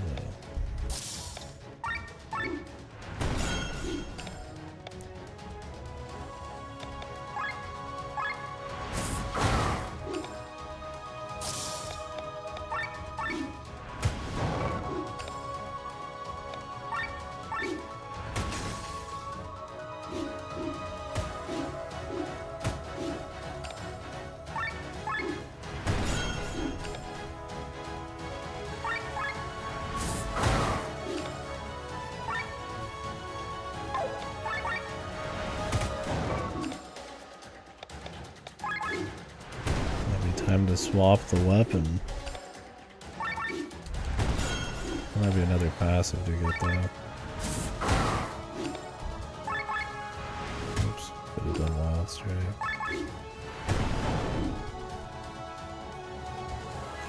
I do like that they keep the stats though. Okay, level 8 and then we're good. Swap out a bowgun too. What I'll swap to.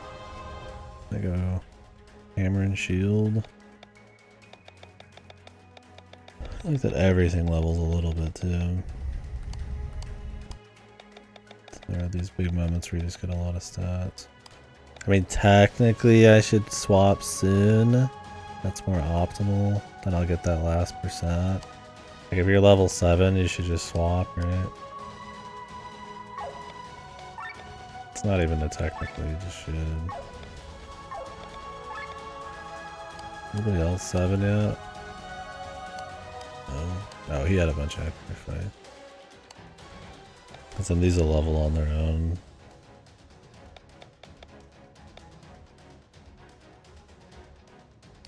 But it also means you're not getting those level 8 kind of jumps until a little later, but it would save grinding if you needed to max these.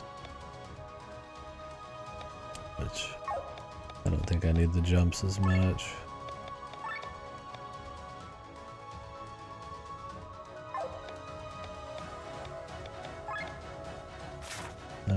I'm still using Android RAM.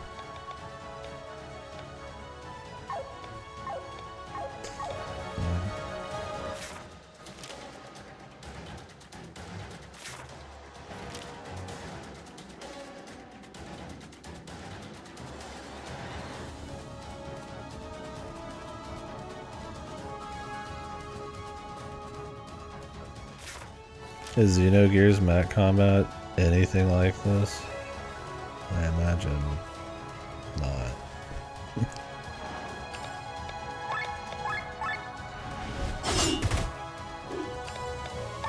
I don't know what I expect Xenogears Max to be like. Flashier, normal combat maybe. Who knows?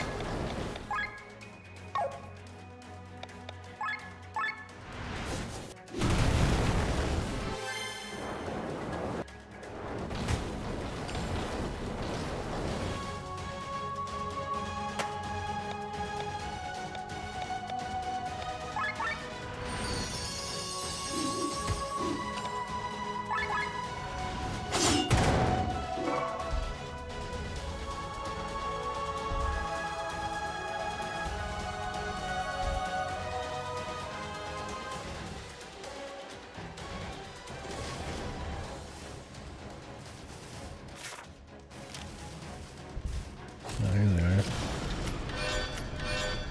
Danforth defense. What? We have a Danforth.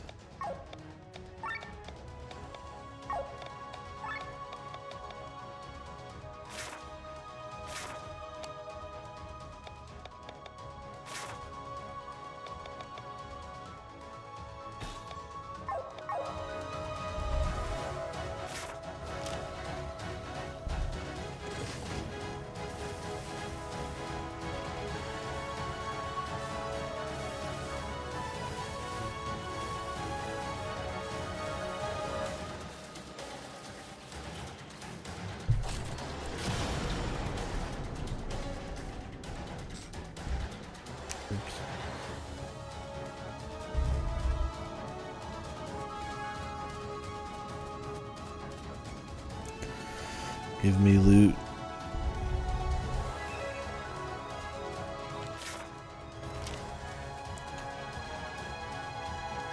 So what do you guys think? Metroid Prime 4, Bloodborne PC, Chibi Robo sequel, new F-Zero, and Paper Mario tonight?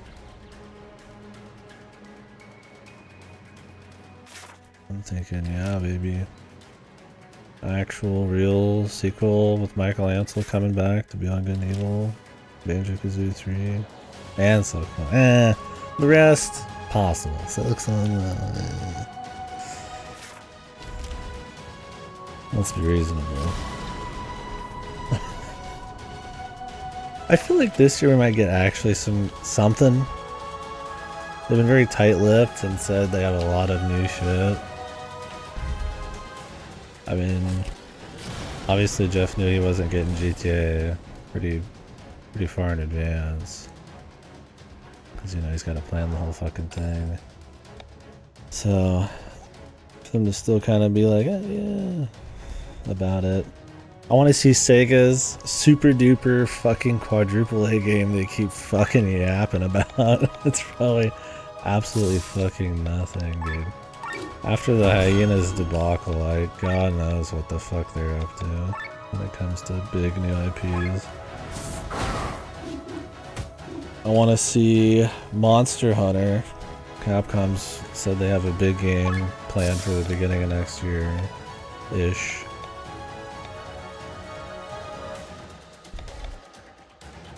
Plus edition. Hey, I'll just be okay if they take that fucking game they just put out on the Apple Arcade and actually put it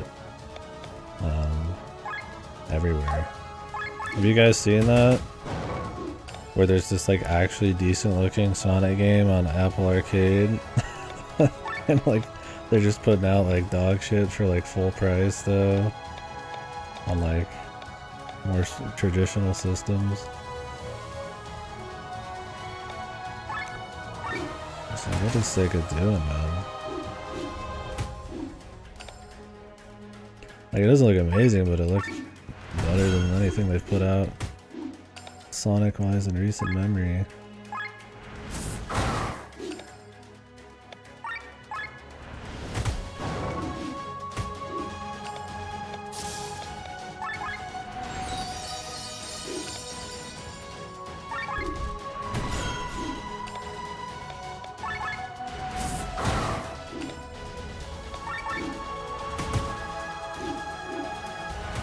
But yeah, another super duper crazy Sonic game.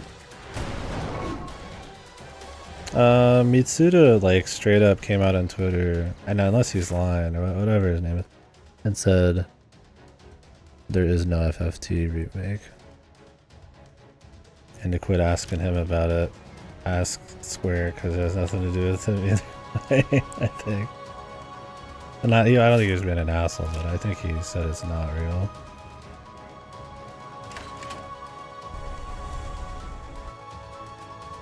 Yeah, it could be canned. I mean, being a tactics enjoyer is kind of suffering anyways. The last FF Tactics thing was the fucking mobile gacha game, right? The War of the Somethings or whatever. Not the Lions, that's the PSP one. It's an hour and 15 minutes, Clue 2.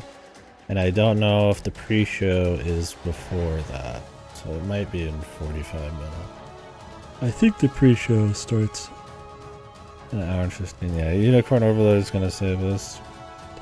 But bro, Persona 5 Tactics. I don't give a fuck about Persona 5 Tactics. Fuck. Persona 5 Tactics. It's probably okay. I don't give a fuck about it. There's just something about that one. This doesn't look interesting, man.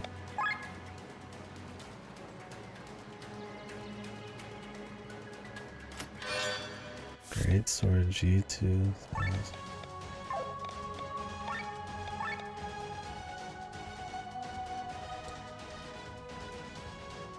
Yeah. Well, at this point, any tactics thing is probably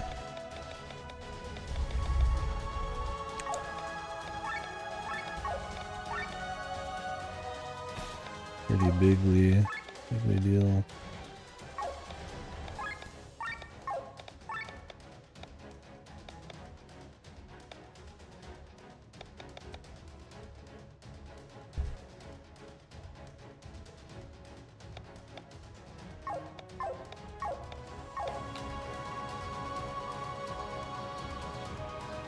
I'm just surprised it's coming out so soon. I mean, I guess Aegis Rim wasn't that long. It was pretty long ago, but like, it just doesn't have the aura of being a game that's coming out within like 4 months or something. But I guess they don't really do a whole lot of marketing and shit anyways, man. I also don't know if the word of mouth on that's been very good. I know people aren't really too jazzed about the name. I don't really care about the name. I guess when I hear Unicorn Overlord, I don't literally think like an overlord that is a unicorn or some guy who like owns unicorns. I just think like fantasy. It's not a great name, but I've seen some people like seriously turned off by him, so I didn't seem that fucking weird of a name, man. I'm going crazy, man. Yeah, dude, I just want them to do more shit like that. I mean, I hope Unicorn Overlord's cool. Honestly, I'd be fine with them just going for more story output type of shit. But whatever, man, I'll play whatever they make, I guess.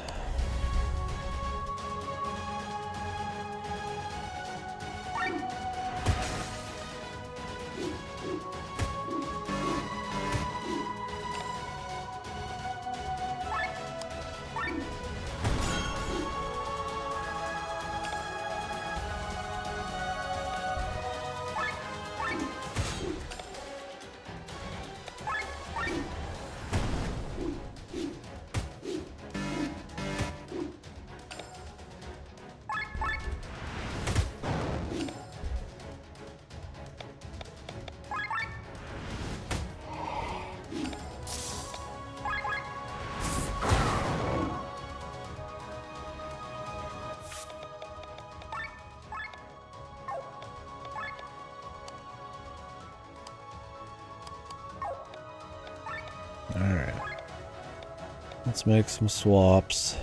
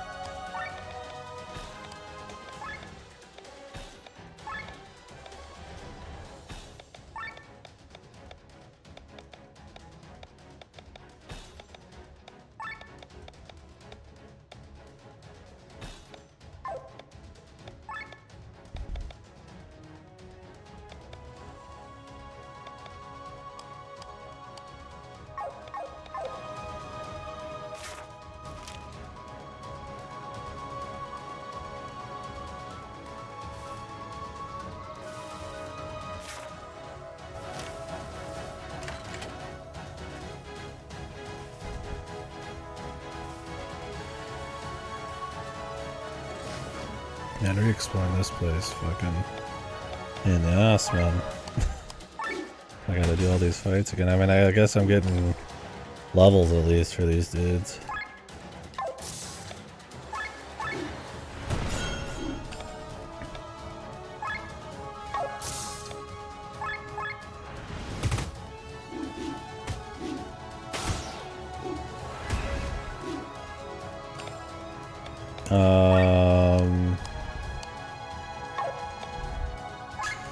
The guy who did the battle music in that, or the normal Aegis room shit?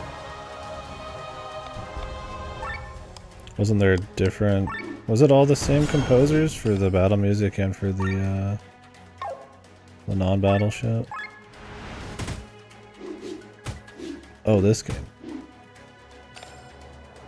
Oh yeah, for sure. Well, the music's been cool though, so there's been quite a bit of variety. So I'd agree. It's definitely had a very JRPG feel too. Some of it, not always. Some of the areas kind of have that, I don't know how to describe it. JRPG game feel, man.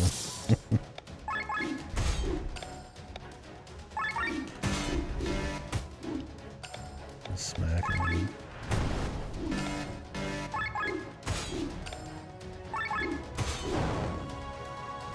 I'm just out here smacking, man.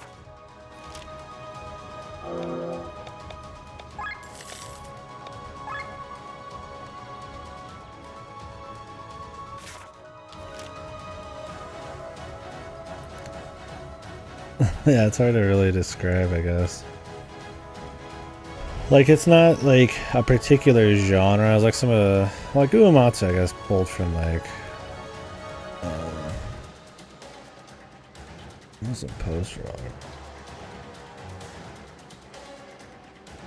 There's certain rock groups he pulled from for some of his sound, but like just some of the areas and stuff, it'd be something kind of like gamey, but like still nice to listen to. I don't know how to like quite explain it, and I feel like some of it's been like that, like very like PS2, PS1 era JRPG feel. I mean, I guess if we sat here and compared songs and thought about it, we could maybe put together some specific thoughts, but that's just kind of like the general feeling I'll get from some of it. I don't think it's like, you know, so knocking it around with like some of the best stuff, but music-wise. And it doesn't have like some kind of really crazy like style to it like an SMT, but it's good. What is this fucking chest? This area is not even on the map, man. On the other side thing, I'm just here for the fucking loot, dude. Raw lust for loot.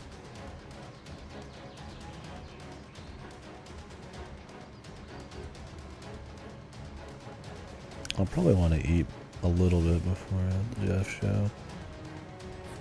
I ate before the stream, but I hadn't eaten all day before that, so I'm still a little hungry. And then we're gonna have 3 hours of the Jeff show, so hold on to your assholes. It's gonna be more like 4 or 5 hours with the chat and then all that crap too.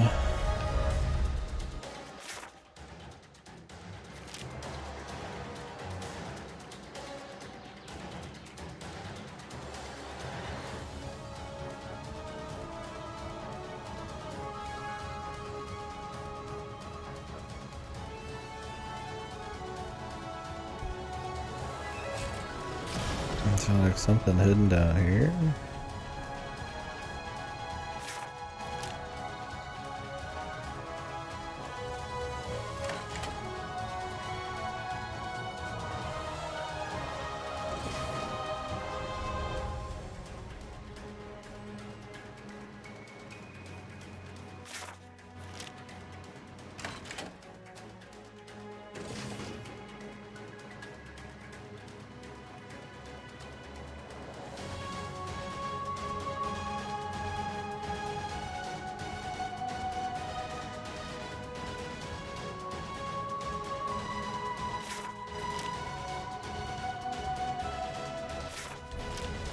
I already ran out here and looked around. Got one thing.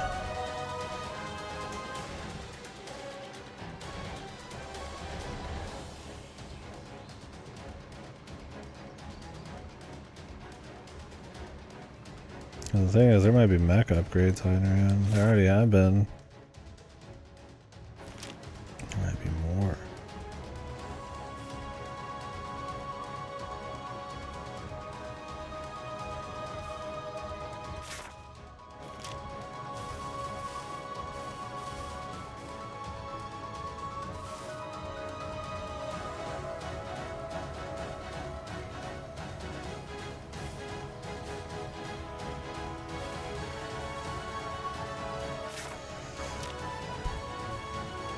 This has been the most pesky chest, though. I must say.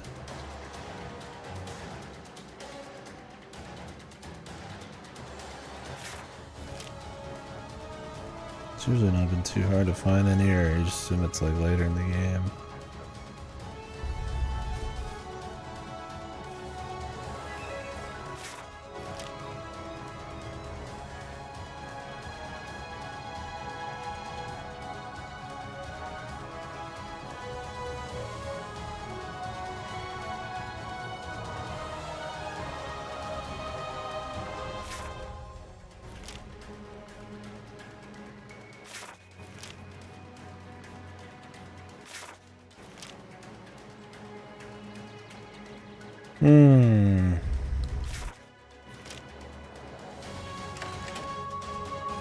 Seems like a secret exit out, and that's just in some blank area of the map.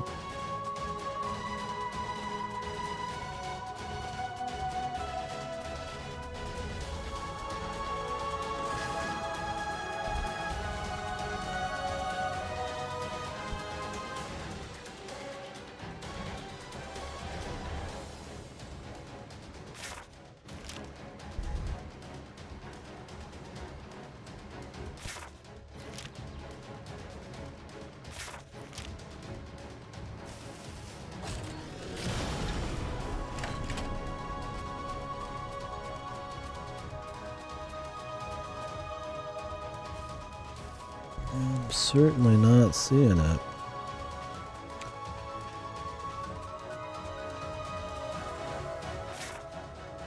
Keep your eyes peeled, motherfuckers.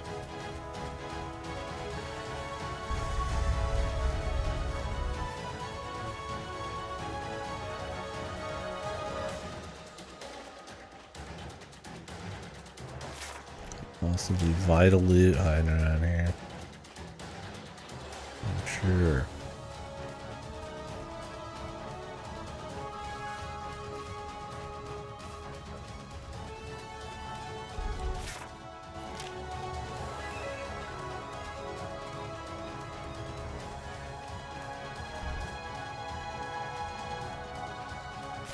There's nothing left here, so unless there's like another entrance from here, I don't think there's anything to be done on this side.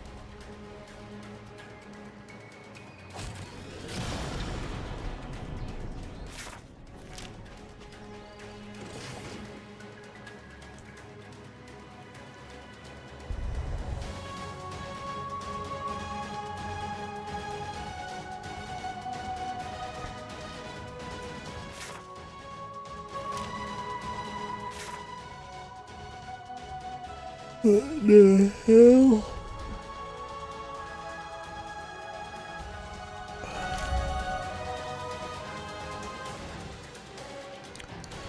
Money, help me.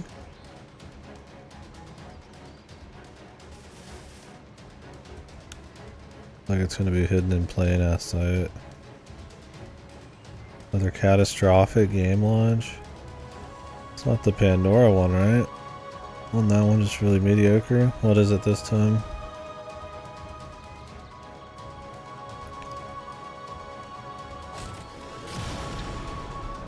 Oh, the day before.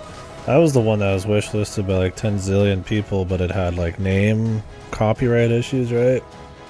And they only did an internal beta test, I think, from what I heard, for the game. So everybody was joking around that if they could somehow pull off having only an internal beta test and still hold all those users, it's gonna be a miracle.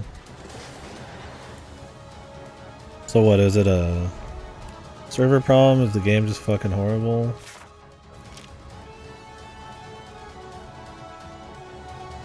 It's not even open world, it's not MMO. It's multiplayer, right, bro? At least.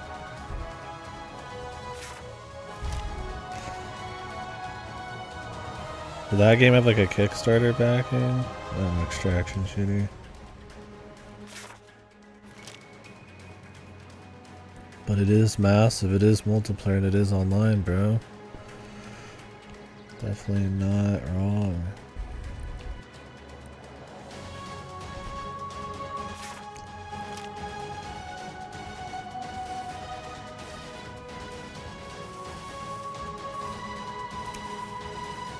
What the fuck is this chest?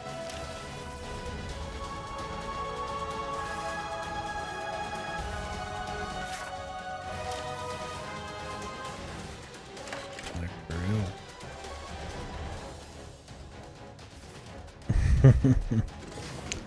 Well, I'm glad they could get it out for a nice holiday release for everybody to enjoy. Where is this fucking chest? Yeah, that one looked like it kind of had the writing on the wall.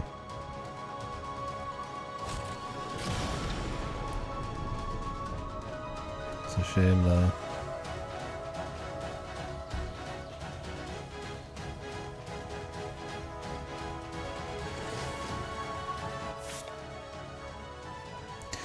I don't know.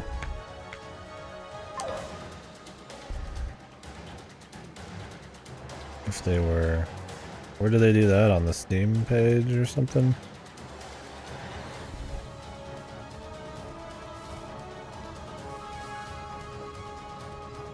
Oh yes, I don't... Yep.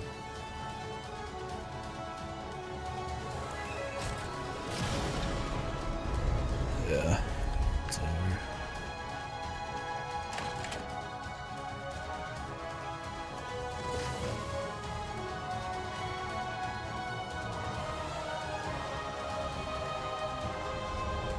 I still haven't played Third Birthday. I can't bring myself to play that or Dino Crisis 3 yet. It's like, not even worth it. Like, maybe if remasters for, like, some of the old games came out, I'd go for it just to have some spark, right? I just can't be asked, man.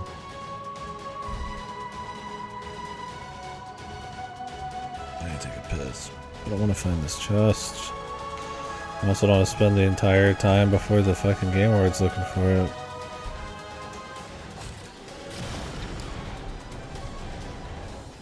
Timothy Chalamet?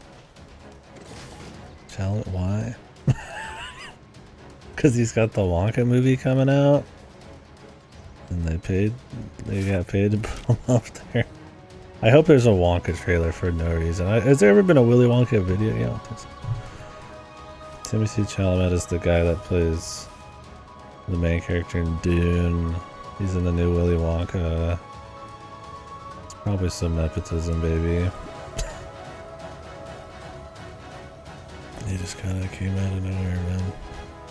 What else has he done too? Something else, I don't remember. I only really think of him as the Dune guy. Oh, there's a chest fucking hiding behind this tree. Holy.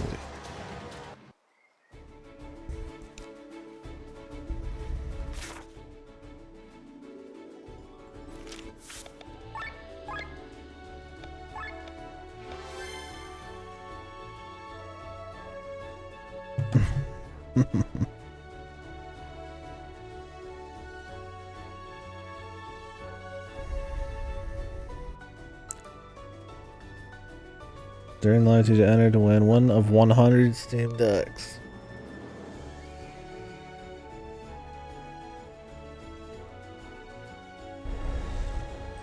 TGA Decks.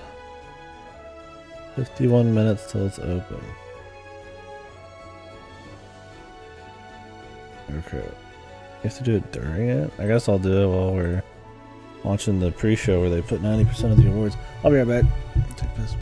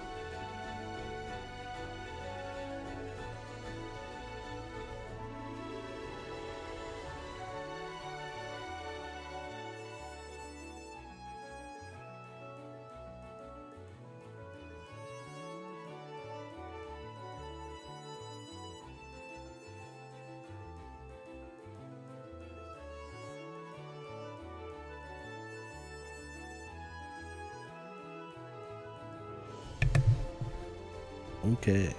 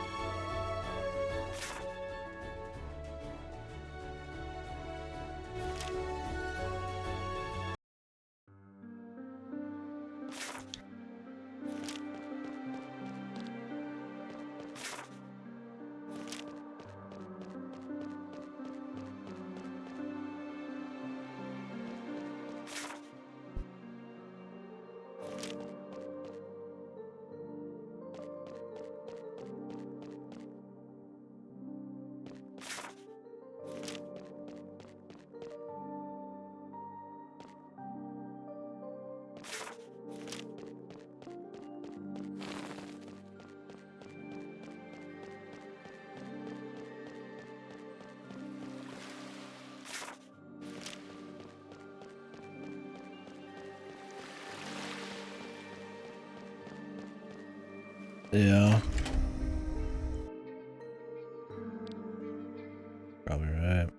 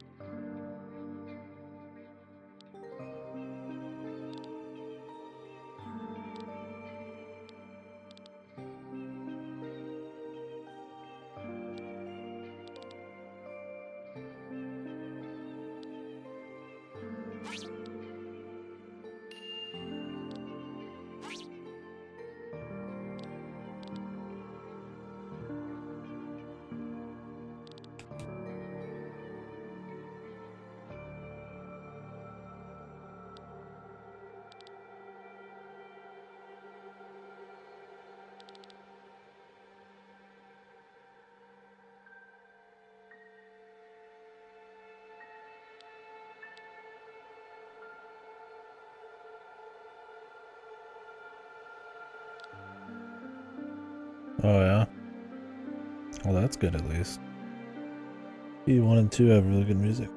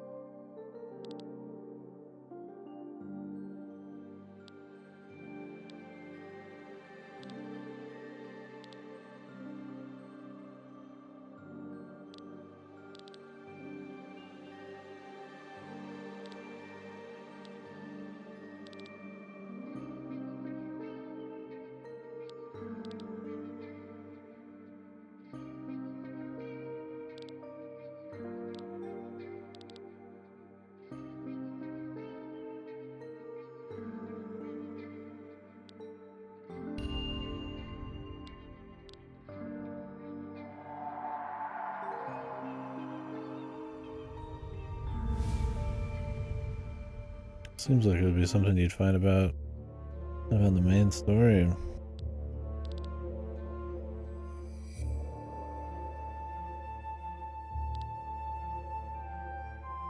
Or maybe we're not really seeing the important bits, just using it as a tool.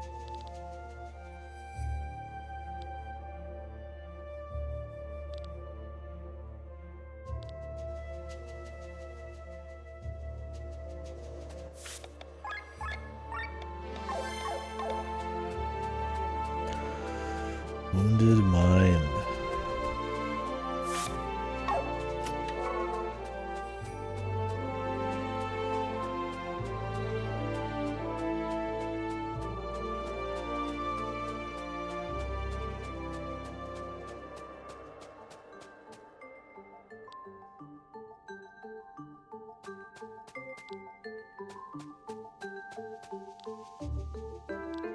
Thought we were gonna get like a little fucking amusement park memory ride. But it's more like puzzle pieces.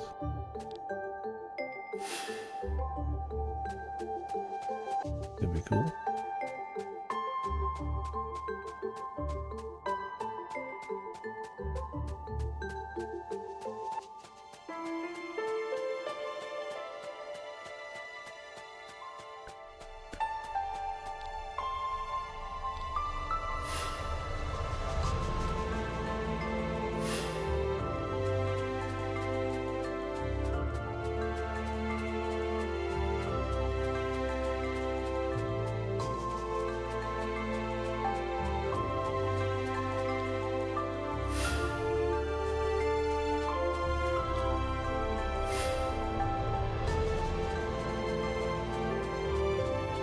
Yeah.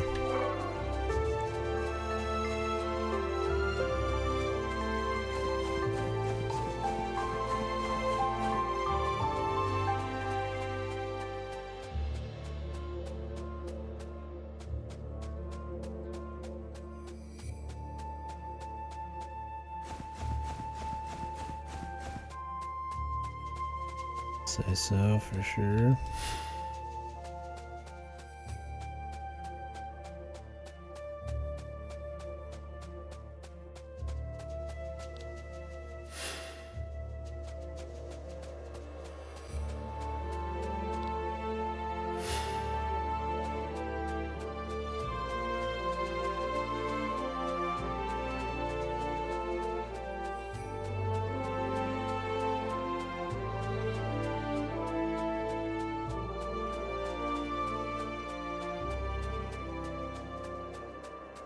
Crawling down there is gonna do anything for me.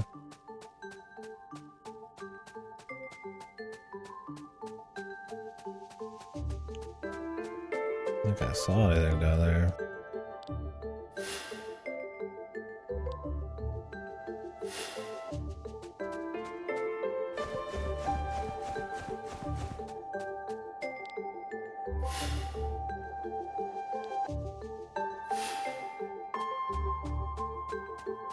The cliff seems more powerful than the house. It does the same things, but more.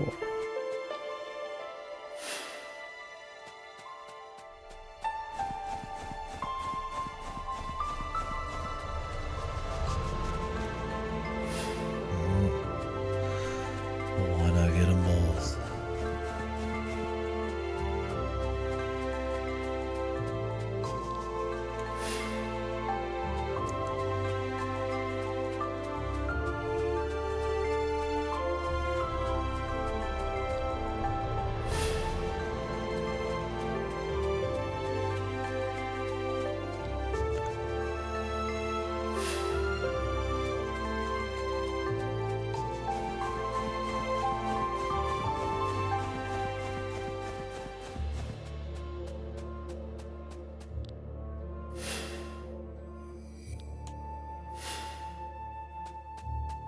It's been like extra useless so far.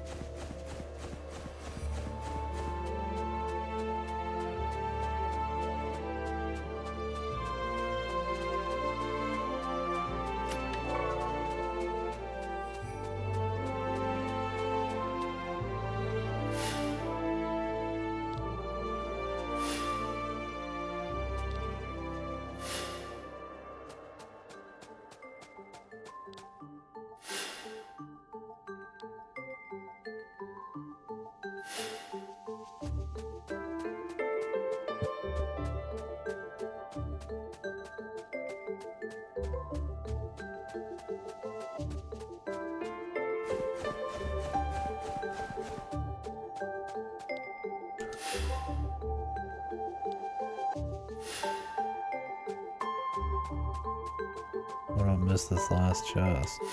Feels like an area we will not be coming back to.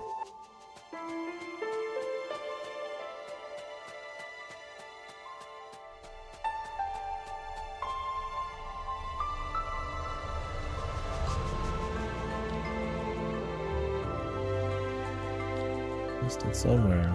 I have to go all the way back or something.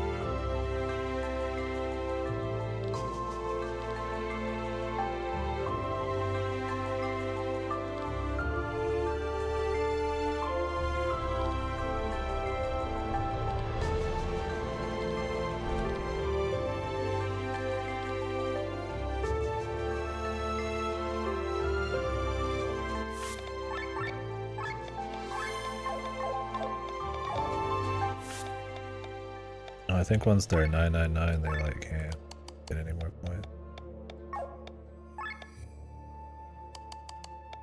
Need to some of that.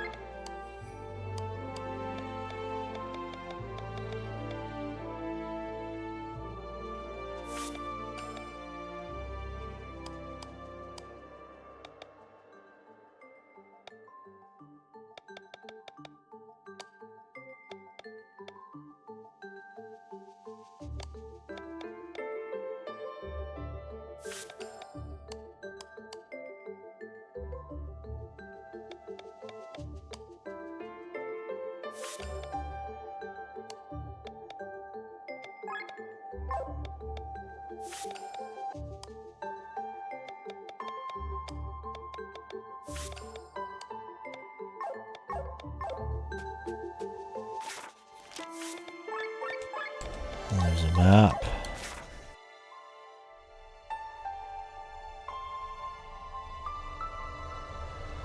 I don't want to have to go all the way back.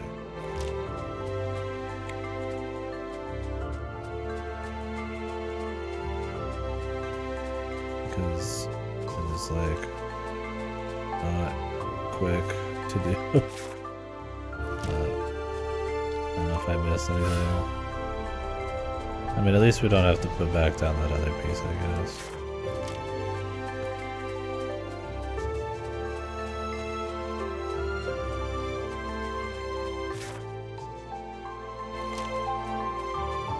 I don't know if I can get back, man.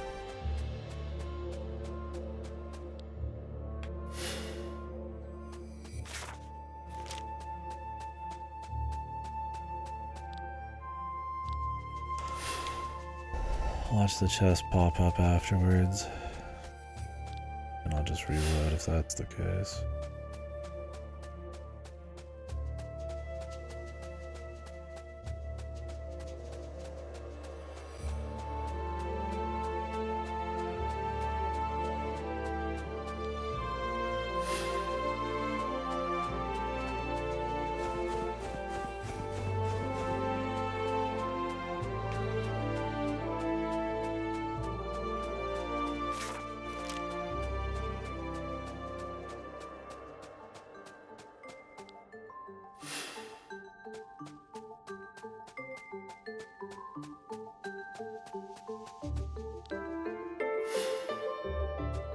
I just missed it that easily. Like a hidden platform you're supposed to climb down.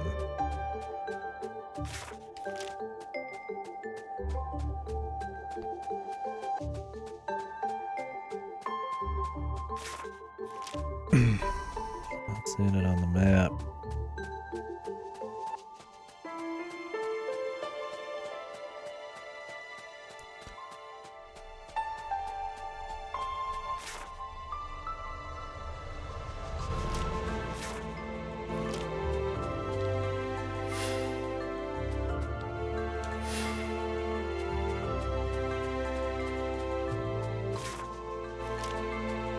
Spot there.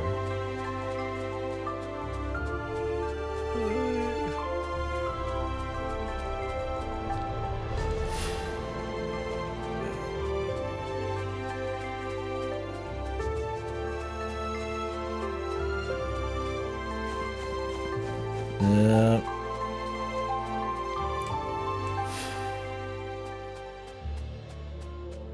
I think I would have to restart the whole fucking thing. Mama. I'm sure this chest is really worth it.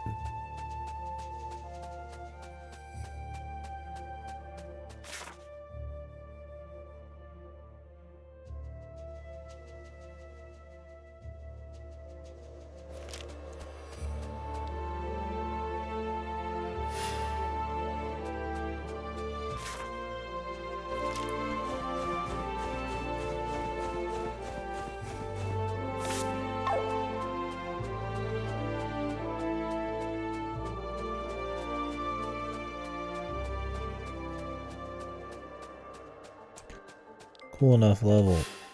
Shame about the sheer amount of fucking running.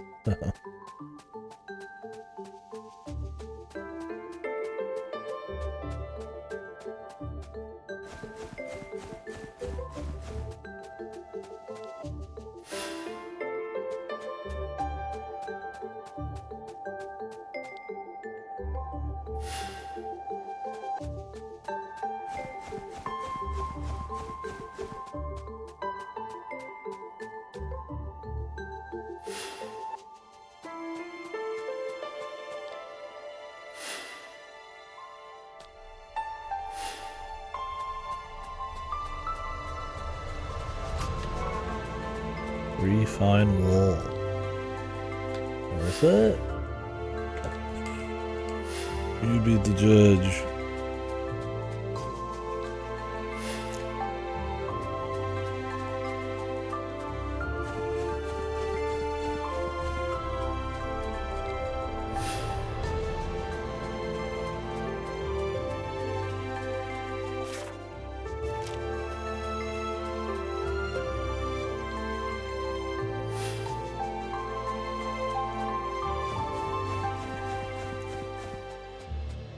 Oh, we got till the Jeff show. 30 minutes till the pre-show.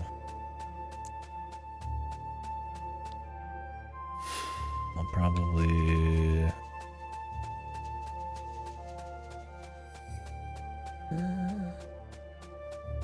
I'll probably heat up a little food here. 15 minutes. Maybe not, I don't know.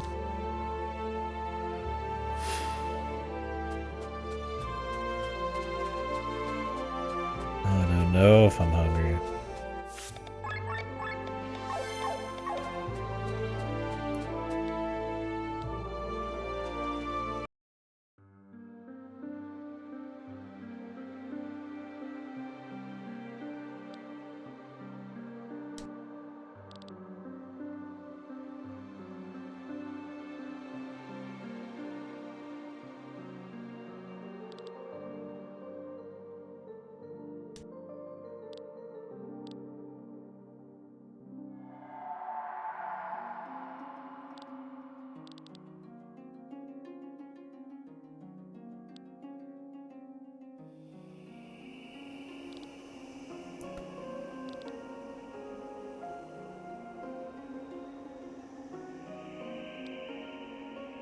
The maelstrom.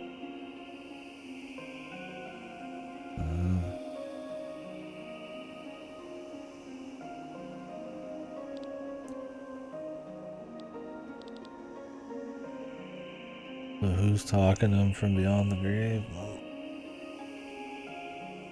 Or is it the earth itself?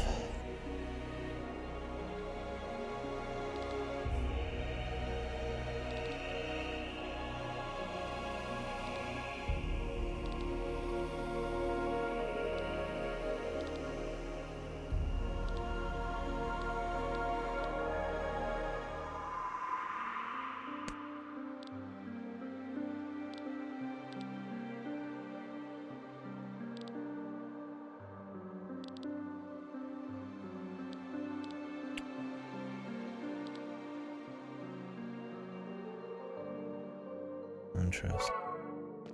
Hey, rusty sword. Ultimate weapon, I assume.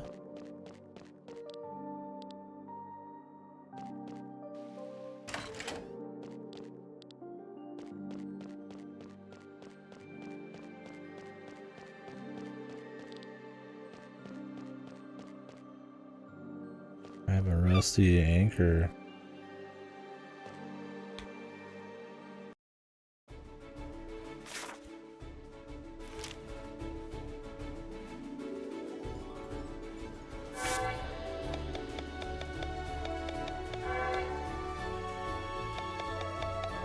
Will to live.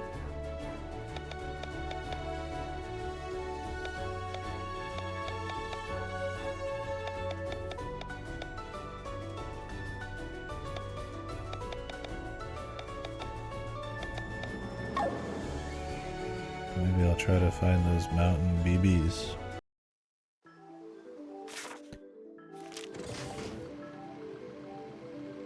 Like this all. All very JRPG. I don't know if it's like the little chimes in the background. There's just like some of the instrumentation, I guess, is something you'd maybe have heard back then. I wouldn't know what I'd even call the genre, but like it has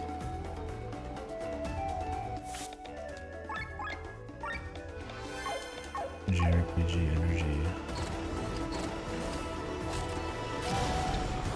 Can we take these guys out?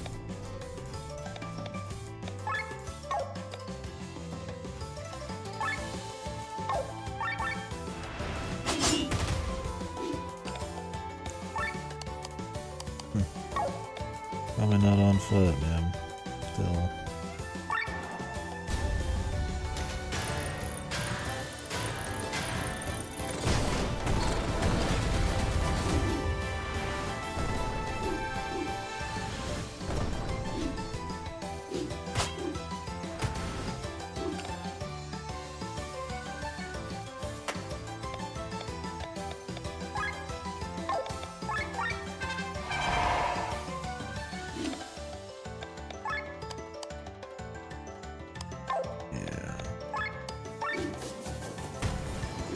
canning one of these is super tough, man.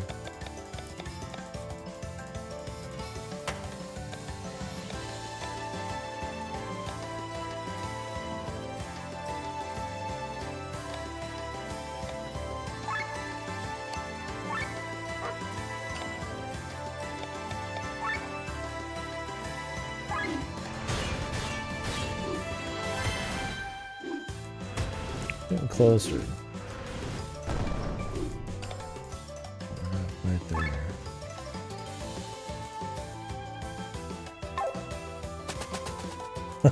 Yeah, dude. What do you mean, man? Dragon Quest has an identity, man. You can't just stray from its identity, bro. That's what makes it so good.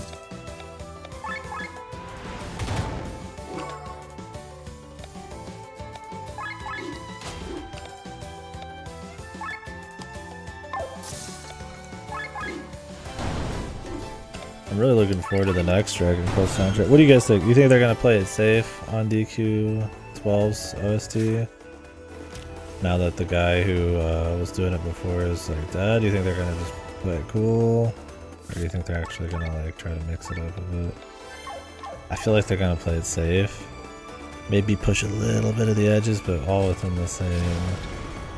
Yeah, that's what DQ play it safe. I mean, they did say they were gonna make this next one darker. Whatever that's supposed to mean, right?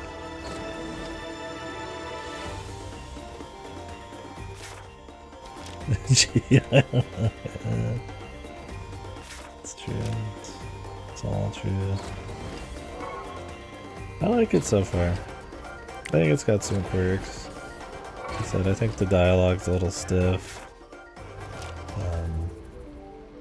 And there's a few moments in the story that could probably use a little more time in the oven, but overall the setting, the set pieces, and the pace has been pretty good, which has been nice.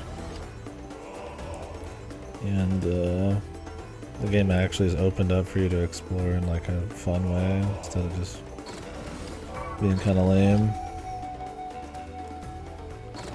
Overdrive still feels a little tacked on. The mechs work with Overdrive better, but I don't really know if I like the mechs yet.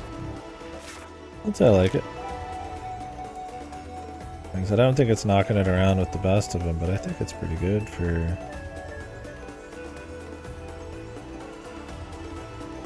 what it is. Areas look a bit bland. Yeah, I like the feel of the areas and running through them. But yeah, they're not like the most evocative when it comes to the art or anything. They're okay. I can't say it's been like a big negative, but definitely like repeating assets without like a shitload of points of interest and stuff.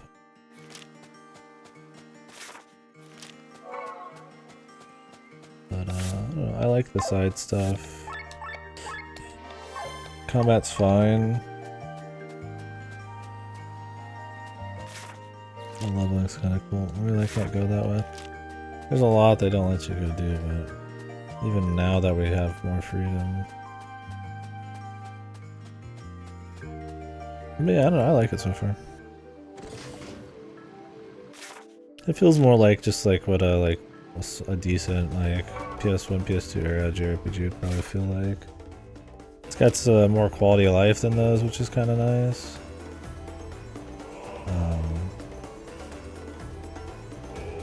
So there is some like modern elements in there.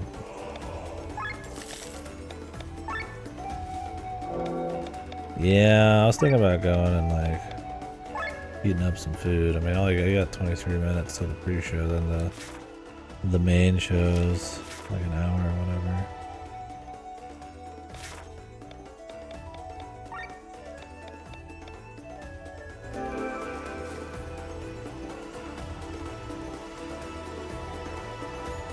Yeah, that's been cool. I think if you don't really care for doing a lot of the side shit, maybe it'll hurt a little bit more. And like I said, while I like the pace and some of the general beats, of the main story, the ideas and concepts and stuff, the skeleton of it. Like I said, I feel like some of the more personal bits that the dialogue needs to shine in. We'll see as we go. They'd have to have some truly shitty content to like totally kill it. Yeah, they call it appreciative, but that's where half of the awards are. Because it's fucking goofy ass VGA bullshit. I should probably start going for unique monsters too, but...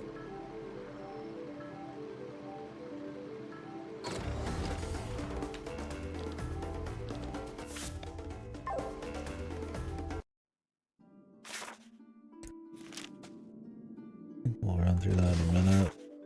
There's that one goblin at the end of one of these. I want to see what that's fucking all about.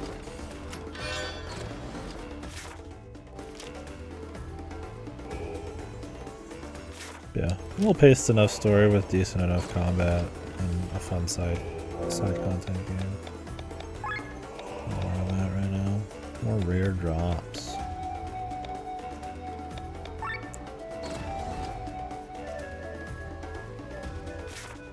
So they said that if I kill enough of the water beetles and then go to the top of a particular mountain, the mother will be there.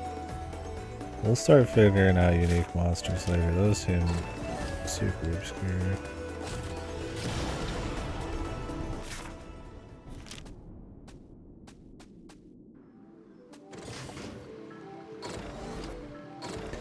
Yeah, I still think the art's fine, but in terms of like big set pieces, or not set pieces, but points of interest and shit, it's probably missing a little bit. Sea Stars was definitely like a really strong like art game. But it's a good example of how art really can't carry the whole thing.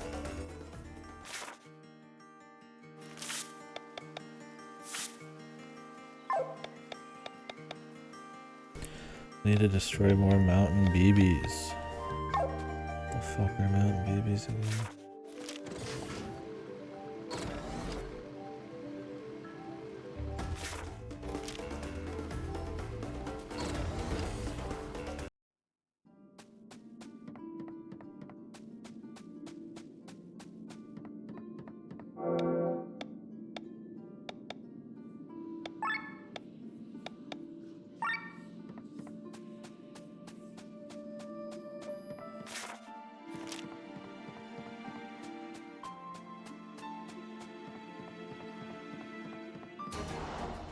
Where are these? These are Ashen Wills.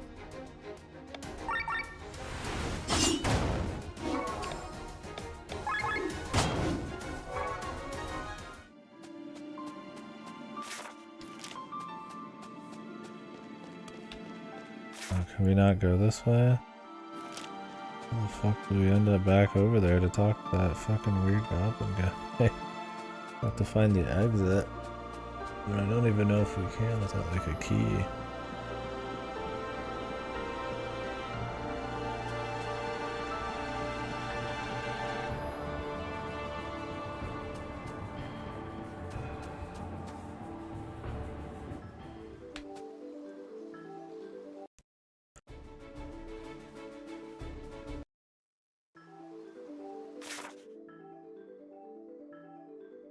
Maybe that cave in the very top.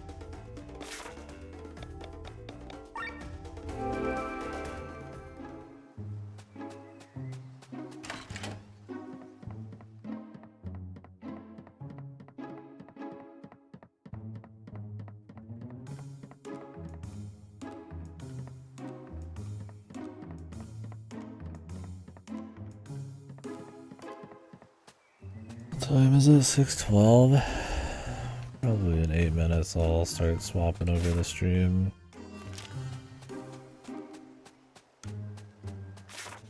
Probably delete the VOD on it. So there's gonna be music and all that.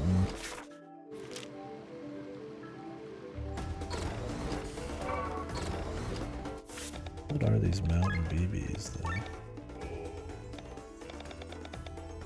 Oh, it's the fucking hat boys, man.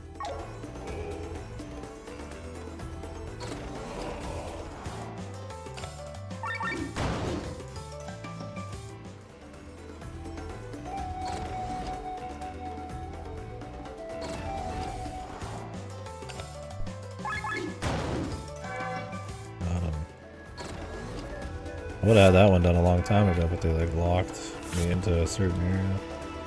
Level up.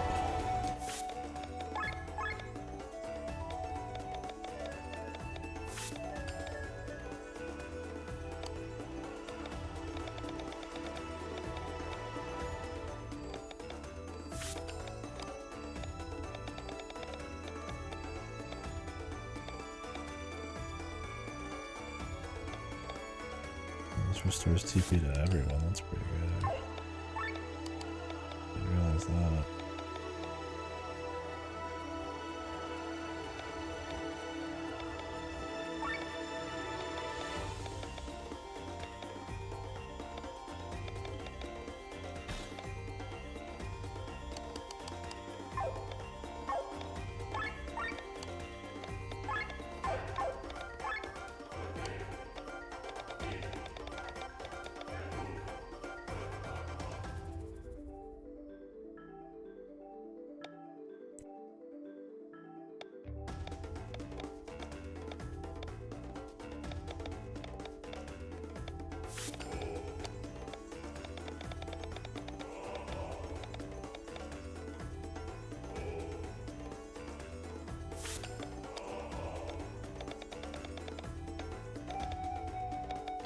Are you gonna go pick it up?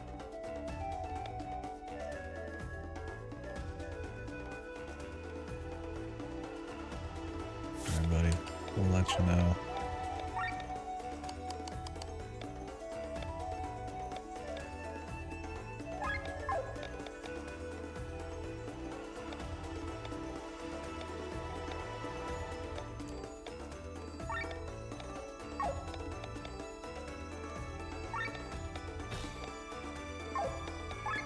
Sure, it'll be fine. They'll probably bust through a bunch of fucking awards, so God knows nobody cares about any of that.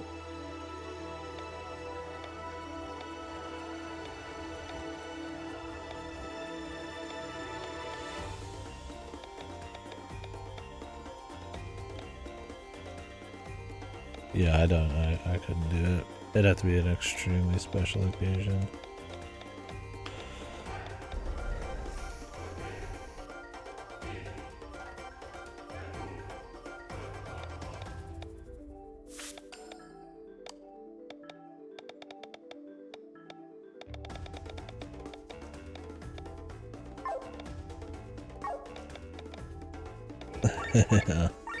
When you're delivering yourself, yeah.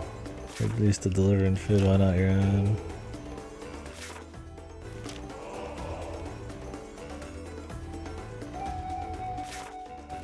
They're super insulated, yeah. I'm not surprised.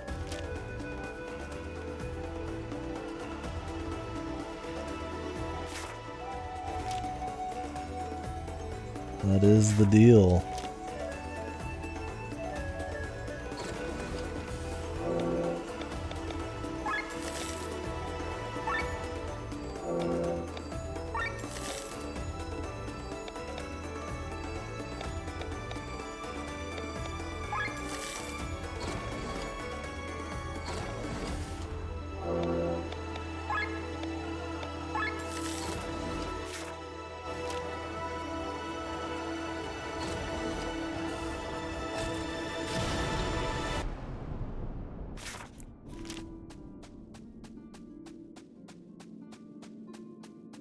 So how do I meet the little guy again? He's in between. It even shows that it leads somewhere. I don't know if you can turn these back on at some point.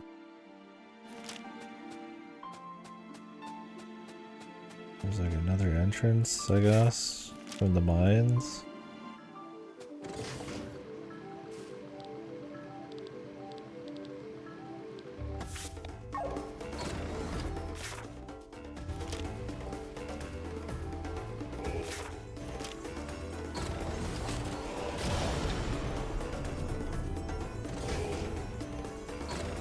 Run through this area real quick.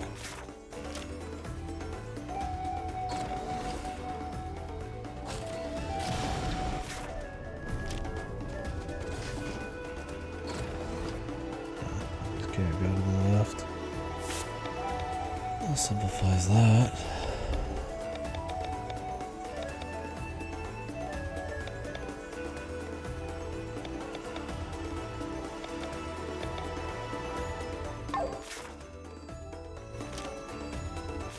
Alright. Let's start making the swamp. Hui! I'll get everything edited here real quick, and then we'll do a quick off and on. Oh my god, I can't wait for the BGAs! Right, bros? Why they don't have like a countdown for the pre-show? Yeah. Don't tell anybody else. People are like hype training and subbing to this shit. Why do people do that? Or does that money goes like a charity, or like maybe just to the Game Awards? Which getting some of that money, I'm sure.